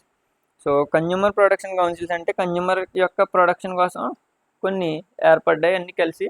So guide the consumers, ఇవేం చేస్తాయంటే కన్జ్యూమర్ని గైడ్ చేస్తాయి. దేనికోసం? How to file cases in the consumer courts, consumer కోర్టులో కేసు ఎలా వేయాలి అనే దానికి సంబంధించి వాళ్ళు గైడ్ చేస్తూ ఉంటారు. కేసులు ఎలా వేయాలో చెప్తూ ఉంటారు. వీళ్ళు వెళ్ళి కేసులు వేసేస్తారు, దాన్ని బట్టి వాళ్ళకి ఏమి అమ్మేవాళ్ళు జాగ్రత్తగా ఉంటారు. అప్పుడు కేసులన్నీ వేస్తుంటే చిన్న తప్పు చేయడానికి కూడా భయపడతారు. They also represent individually in the consumer court. So వీళ్ళు ఎవరికి నష్టం జరిగినా జరగకపోయినా నష్టం జరుగుతుందేమో అనుకుని వీళ్ళకి వెళ్ళిపోయి కేసు వేసేస్తూ ఉంటారు. సో ఇది కూడా కన్జ్యూమర్ ప్రొటెక్షన్ కౌన్సిల్స్ అదే చేస్తాయి ఇవన్నీ కలిసి. తర్వాత create awareness among the people, జనంలో తిరుగుతూ ఉంటారు, రోడ్ల మీద అది తిరిగి లేదంటే ఇక్కడ కొన్ని సోషల్ మీడియా ద్వారా కానీ ఇలా కన్జ్యూమర్కి సంబంధించి మీటింగ్స్ పెడతాయి. కన్జ్యూమర్ మీల్ కాన్ఫరెన్సెస్, మీటింగ్స్ ఇవన్నీ పెట్టి వాళ్ళలో ఒక అవేర్నెస్ వచ్చేదాకా ఊరుకోవి, వాళ్ళందరినీ అనలైజ్ చేస్తున్నాయి. సో ఇవన్నీ ఉన్నాయి కాబట్టి ఈ రోజున మనకి ఎక్కడెక్కడ నష్టపోకుండా ఈ అమ్మే వాళ్ళు కూడా జాగ్రత్త పడుతున్నారు. తర్వాత wide people by ISI Agmark goods, మీరు కూడా ఐఎస్ఐ యాగ్ మార్కెట్ గూడ్స్ వాడాలి. ఏంటికి మ్యాటర్ అని అంటే ఎలక్ట్రానిక్స్ అవి వాడేటప్పుడు ఎక్కువ చూసుకోండి, ఎందుకంటే తేడా వచ్చిందంటే మనకి వస్తువు పోయినా పర్వాలేదు సార్, ఫిజికల్ డ్యామేజ్ జరగకూడదు. ఇలా చూడండి, consumer believe that ISI Agmark goods are quality goods. ISI Agmark ఇవన్నీ ఏం చేస్తాయంటే ISI Agmark organisations monitor issues, ఏం చేస్తాయి ఇష్యూస్ని మొత్తం monitor and issues the certificates, monitor చేసి సర్టిఫికేట్ ఇష్యూ చేస్తాయి. మానిటర్లో ఏం చేస్తాయి దాని క్వాలిటీ స్టాండర్డ్స్ని మానిటర్ చేస్తాయి. These certificates if goods have certain quality standards. So standards ఉంటే సర్టిఫికేట్ ఇస్తుంది, ఏమని ఐఎస్ఐ సర్టిఫైడ్, ఐఎస్ఐ మార్క్ దాని మీద వేసుకోవచ్చు, ఆగ్ మార్క్ దాని మీద వేసుకోవచ్చు. ఇవన్నీ వేసుకుంటే మనం ధైర్యంగా వాటిని వాడుకోవచ్చు. What precautions should take in consumer before purchasing a good, ఒక గూడ్ కొనుక్కునేటప్పుడు దాని మీద ప్రికాషన్స్ ఏం చేసుకోవాలి? Consumer must look for logos, ISI, hallmark, Agmark, hallmark, ఆ గూడ్ ఒరిజినల్ కదా. చాలా చూడండి ఇప్పుడు ఈ మధ్యన బుక్స్ వరకు పర్వాలేదు, లేదంటే కొన్ని ఎలక్ట్రానిక్స్ కానీ ఉంటాయి. లేదంటే మీరు వాడే క్యాండిల్స్, చెప్పల్స్లో కూడా ఒక 2 లెటర్ల డీటెయిల్లోనే అదే కంపెనీలో తయారు చేస్తాడు, చిన్న లెటర్ మార్చేస్తుంది. పోమా ఉందంటే దాని మీద పామా అని పెడతా ఉంటాడు. సో ఇలాంటివి చూసినప్పుడు మనం అదే ప్రోడక్ట్ అనుకుని కొనేస్తాం. పారాగాన్లో గాను ఒక ఏ తీసి ఓ తీసి ఏ పెడతాడో అయిపోయింది. సో ఆ విధంగా క్వాలిటీ స్టాండర్డ్స్ అవి లేకుండా ఆగ్ మార్క్, హాల్ మార్కులు ఏమీ లేకుండా డూప్లికేట్ చేసేస్తున్నారు. చాలా జాగ్రత్తగా పర్చేజ్ చేసుకోవాలి. Observe the maximum retail price అంటే ఏదో అనుకోకుండా MRP, quality, quantity, manufacture date, MRP ఇదే ఎక్స్పైరీ డేట్ అంటారు దాన్ని. మ్యానుఫ్యాక్చర్ డేట్, ఎక్స్పైరీ డేట్ రెండు గమనించుకుంటూ ఉండాలి. సో కొనుక్కునేటప్పుడు ఈ మార్క్స్ చూసుకోవాలి, ఎంఆర్పి చూసుకోవాలి, క్వాలిటీ చూసుకోవాలి, మ్యానుఫ్యాక్చరింగ్ డేట్, ఎక్స్పైరీ డేట్, ఇవన్నీ చూసి కొనుక్కోవాలి. కాబట్టి ఏం చూసి కొనుక్కోవాలి, ప్రికాషన్స్ అంటే ఏంటి, జాగ్రత్తలు, ఏం జాగ్రత్తలు తీసుకోవాలి కొనుక్కునేటప్పుడు అనేది. ఇది కూడా మనం ఓన్గా రాయొచ్చు. ఇక్కడ ఉన్న పాయింట్స్ కూడా గుర్తుంటాయి, మన డైలీ లైఫ్లో తెలుసు కదా. సో నెక్స్ట్ది ఏంటంటే 45th వచ్చేస్తుంది, నెక్స్ట్ మైల్ స్టోన్. సో ఇక్కడ దాకా చదివితే ఈ మంచి విషయం అది. Explain the importance skill roots, importance of silk roots. Silk roots అంటే మనకి ఏంటంటే సిల్క్ ట్రేడ్ జరుగుతూ ఉంటుంది. సిల్క్, పత్తి, పట్టు. అయితే సిల్క్ రూట్స్ ఏం చేస్తాయంటే connect the vast reasons of Asia. So Asia పెద్ద కాంటినెంట్ కదా, దీంట్లో సిల్క్ ఎక్స్పోర్ట్ ఇంపోర్ట్ జరుగుతూ ఉంటాయి. ఏషియాలో ఇటు సైడ్ ఈ కింద ఏమో ఇండియా ఉంటుంది, ఈ పైన ఏమో చైనా ఉంటుంది, దానిపైన ఏమో రష్యా ఉంటుంది, ఈ పక్కనేమో మిగతా కంట్రీస్ అన్నీ కూడా, దాని చిన్న చిన్న కంట్రీస్ అన్నీ ఉంటాయి, జపాన్, తర్వాత ఇవన్నీ. అయితే ఈ Asia linked Asia with Europe, ఏషియాకి యూరప్కి పక్కనంతా European countries, England, Germany, Norway, Sweden, ఇవన్నీ ఇటు సైడ్ ఉంటాయి. వీటన్నిటికి ఏం లింక్ చేస్తుంది, సిల్క్ రూట్స్ ఇంక్లూడ్ చేస్తున్నాయి. మళ్ళీ కింద ఆఫ్రికా ఉంటుంది, ఆఫ్రికాని కూడా ఏం లింక్ చేస్తున్నాయి, సిల్క్ రూట్స్. ఇది ఏం చేస్తాయి silk roots, silk pottery from China, textiles and spices from India, south east Asia were traded along with silk roots. So ఇక్కడ ఏంటంటే ఏం వ్యాపారం జరుగుతుంది, India, south east Asia were traded along the silk roots. So ఈ silk route దూరంగా south east ఏషియాకి, ఇండియాకి మధ్య వ్యాపారం జరుగుతుంది. వ్యాపారం జరగడం వల్ల ఒక దేశానికి ట్రేడ్ జరుగుతుంది, ప్రాఫిట్స్ వస్తున్నాయి, మ్యూచువల్గా లాభపడుతున్నారు, ఇవన్నీ జరుగుతూ ఉంటున్నాయి. So connect vast reasons of Asia అని రాస్తే ఒక మార్క్ వస్తుంది. Asia and linked Asia with Europe and north Africa, ఇదంతా సిల్క్ రూట్స్ వల్ల జరుగుతుంది. దీనివల్ల ఏంటంటే ట్రేడ్ జరుగుతుంది. Explain the effects of great depression అంటే ప్రపంచంలో ఆర్థిక సంక్షోభం వచ్చేసింది ఎప్పుడు, 1929. దానివల్ల ఇండియా ఎకనామిక్ ఏంటి లాసు అని అడుగుతున్నాడు. అయితే ఏంటి ఇంపాక్ట్ ఏంటని అడుగుతున్నాడు. India's exports and imports nearly halved. మనం ఏంటంటే ప్రపంచం ఎప్పుడైతే ఫైనాన్షియల్గా కుదిరిగిపోతుందో అప్పుడు ఎవరికైనా డబ్బు, మనీ బాగా ఉన్నదనుకోండి, ముందు ఏం చేస్తాడు, ఫుడ్ అది ప్రైమరీ నీడ్స్ చూసుకుంటాడు. అది అయిపోయిన తర్వాత లగ్జరీ, నాకు ఏసీ కావాలి, కారు కావాలి, ఇవి కావాలి, లేదంటే మంచి కాటన్ కావాలి, విదేశాల నుంచి మంచి సిల్క్ క్లాత్స్ కావాలనుకుంటాడు.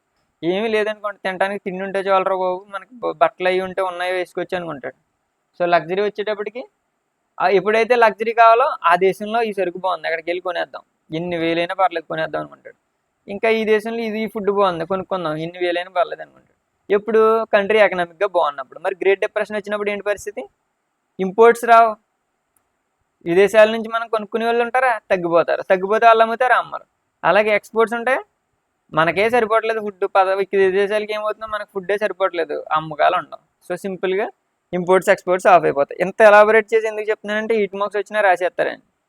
సో కాబట్టి ఇక్కడ బిట్వీన్ 1928-34 గురించి wheat prices in India fell by 50%. Wheat prices మొత్తం సగానికి పడిపోయింది, రేట్లు తగ్గిపోయినాయి.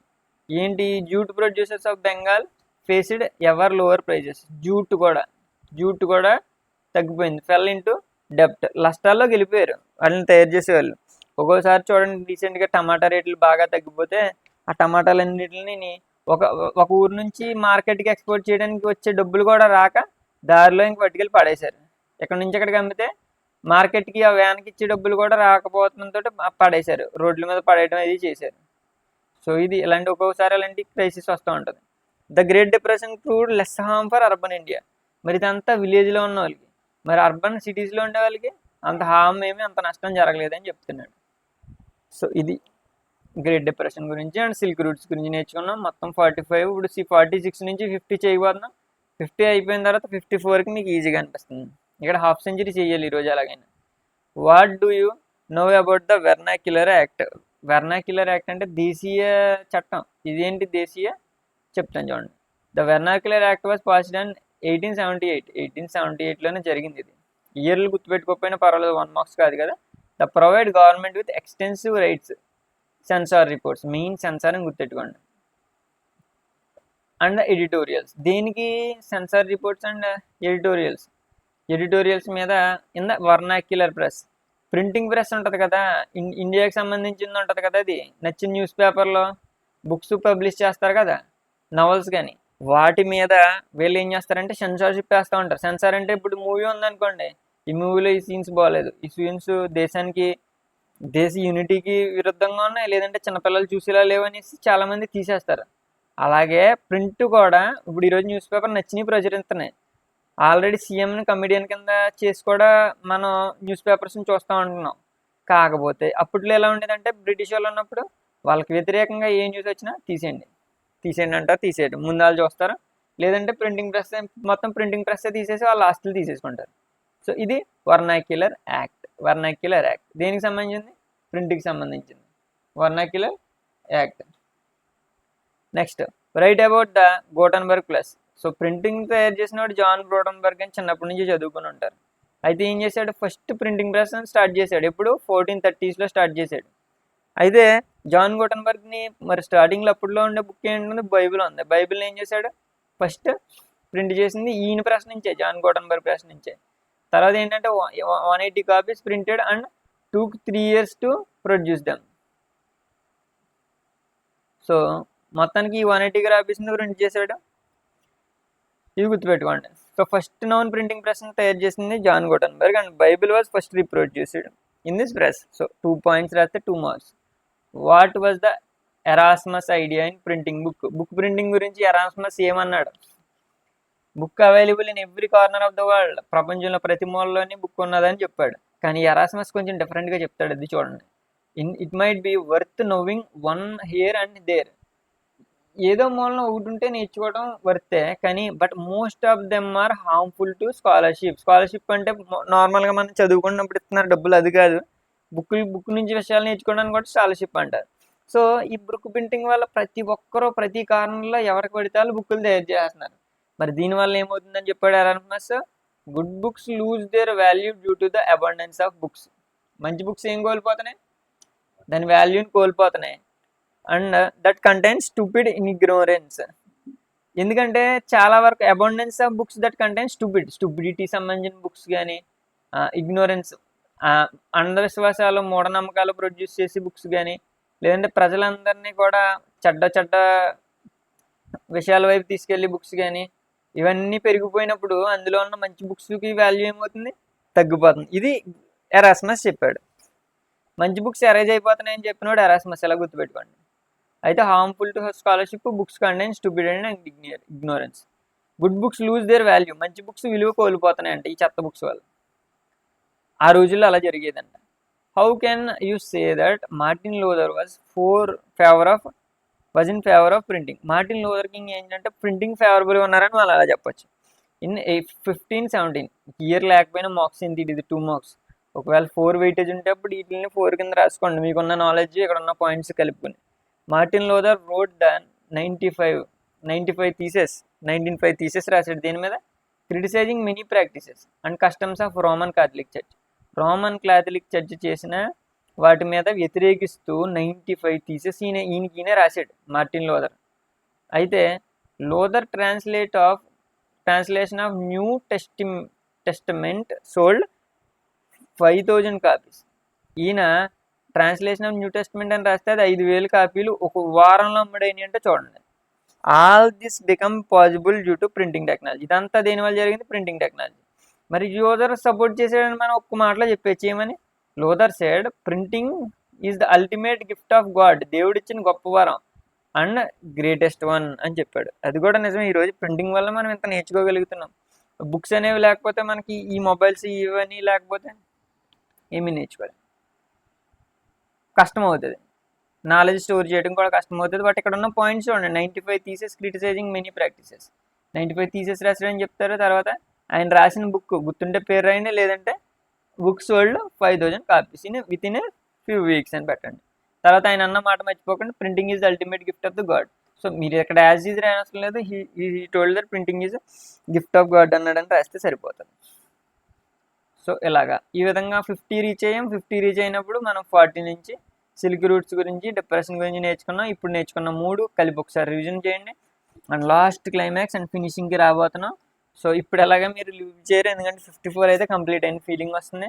సో ఇక్కడ ఉన్న వాటికి 2 పాయింట్స్ రాయండి సరిపోతుంది. Why did Gandhiji set fighting for swaraj? Already మనం వీడియోస్ కూడా చేశాను, 4కి సంబంధించిన వీడియోస్, 8కి సంబంధించిన వీడియోస్లో ఉంటుంది. నేను ఖచ్చితంగా ఛానల్ ప్లేలిస్ట్లో ఉన్న వీడియోలు కూడా చూడండి, 8లు 4లు కవర్ అవుతాయి. Fight for the Swaraj, fight for the Liberty of the speech, Liberty of the press and freedom association.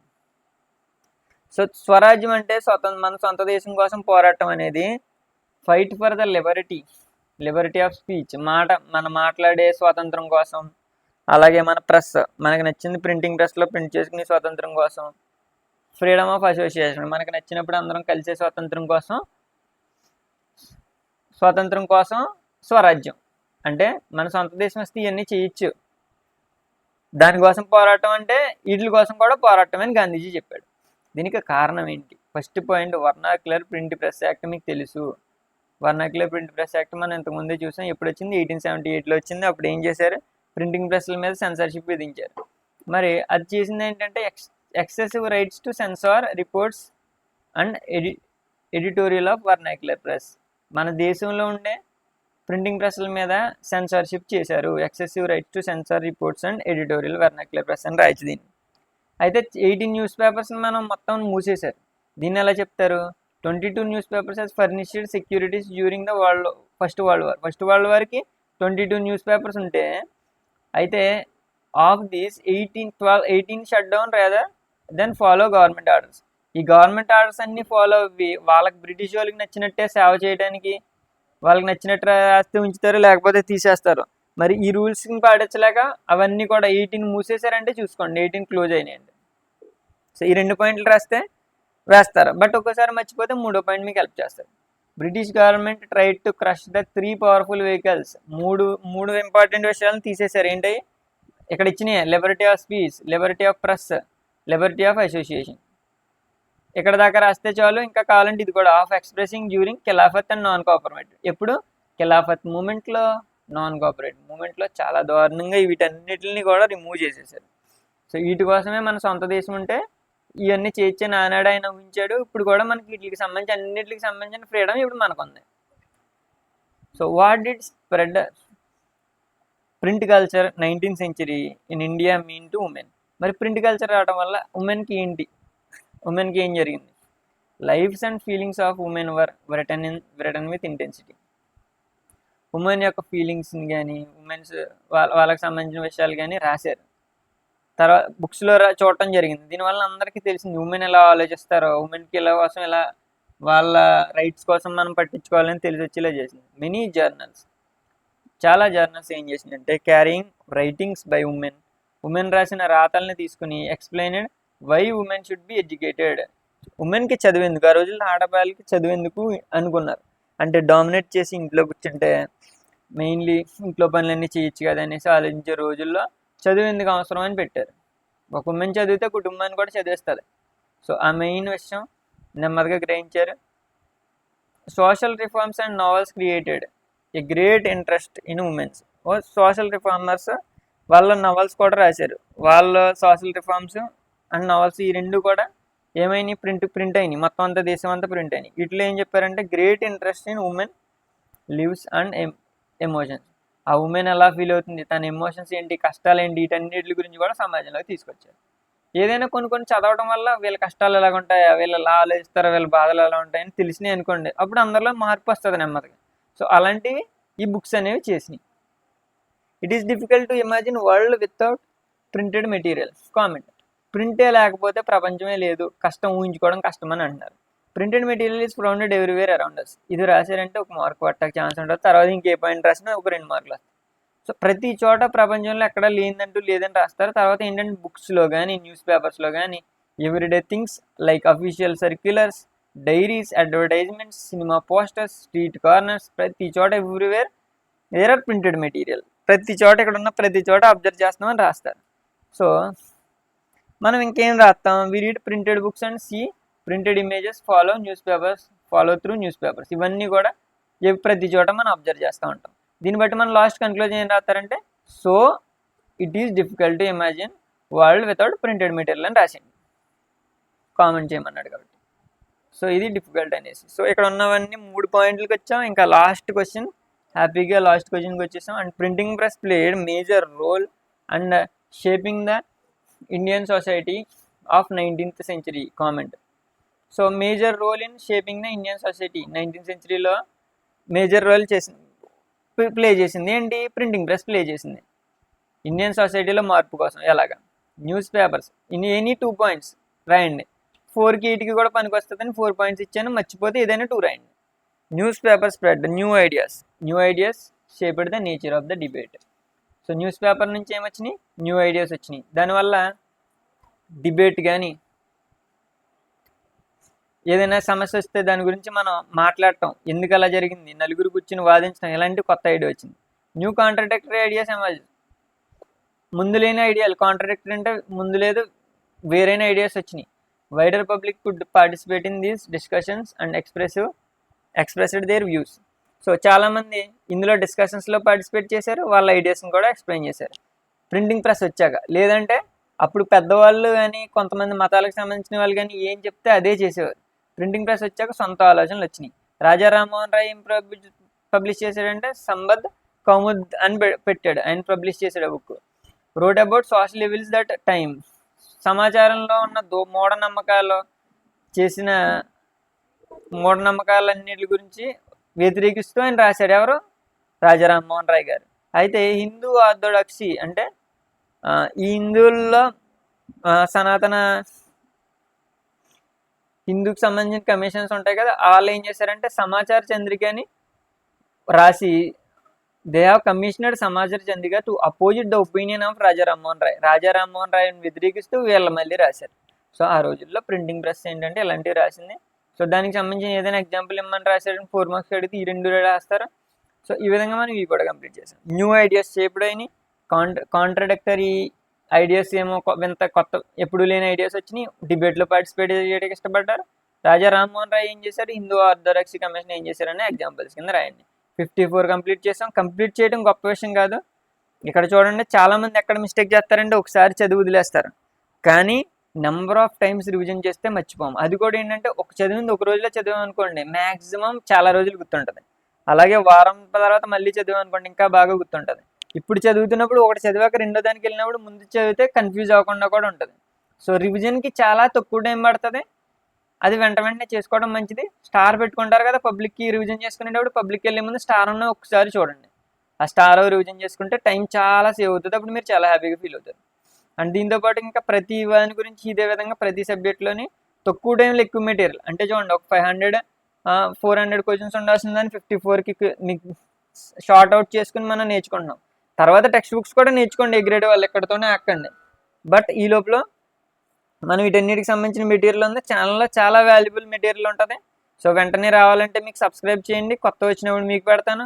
So మీకు వెంటనే ఈ మెటీరియల్ అన్ని డీటెయిల్గా కావాలంటే మీరు ఏంటంటే నాకు వాట్సాప్ ద్వారా కానీ, లేదంటే ఈ వీడియోస్ మీకు మెటీరియల్ మీకు కావాలి పర్సనల్గా కావాలనుకుంటే మీ పేరు కానీ క్లాస్ కానీ మీకు ఏ సబ్జెక్ట్ కావాలి, ఇంటర్ కానీ ఎంబీఏ కానీ లేదంటే 10th కానీ, ఇవన్నీ కూడా కాంపిటేటివ్ ఎగ్జామ్స్కి ఇంగ్లీష్ అవ్వచ్చు, ఏదైనా అవ్వచ్చు, నాకు వాట్సాప్ నెంబర్ కానీ ఇన్స్టాగ్రామ్ కానీ మీ డీటెయిల్స్ మెన్షన్ చేస్తే మీకు కావాల్సిన మెటీరియల్ నేను తర్వాత కొత్తగా పెట్టి వీడియోస్కి సంబంధించిన అప్డేట్స్ కానీ ప్లేలిస్ట్ కానీ నీకు పెడతాను. వాటి నుంచి నీట్గా ప్రిపేర్ అవ్వచ్చు. Thanks for watching.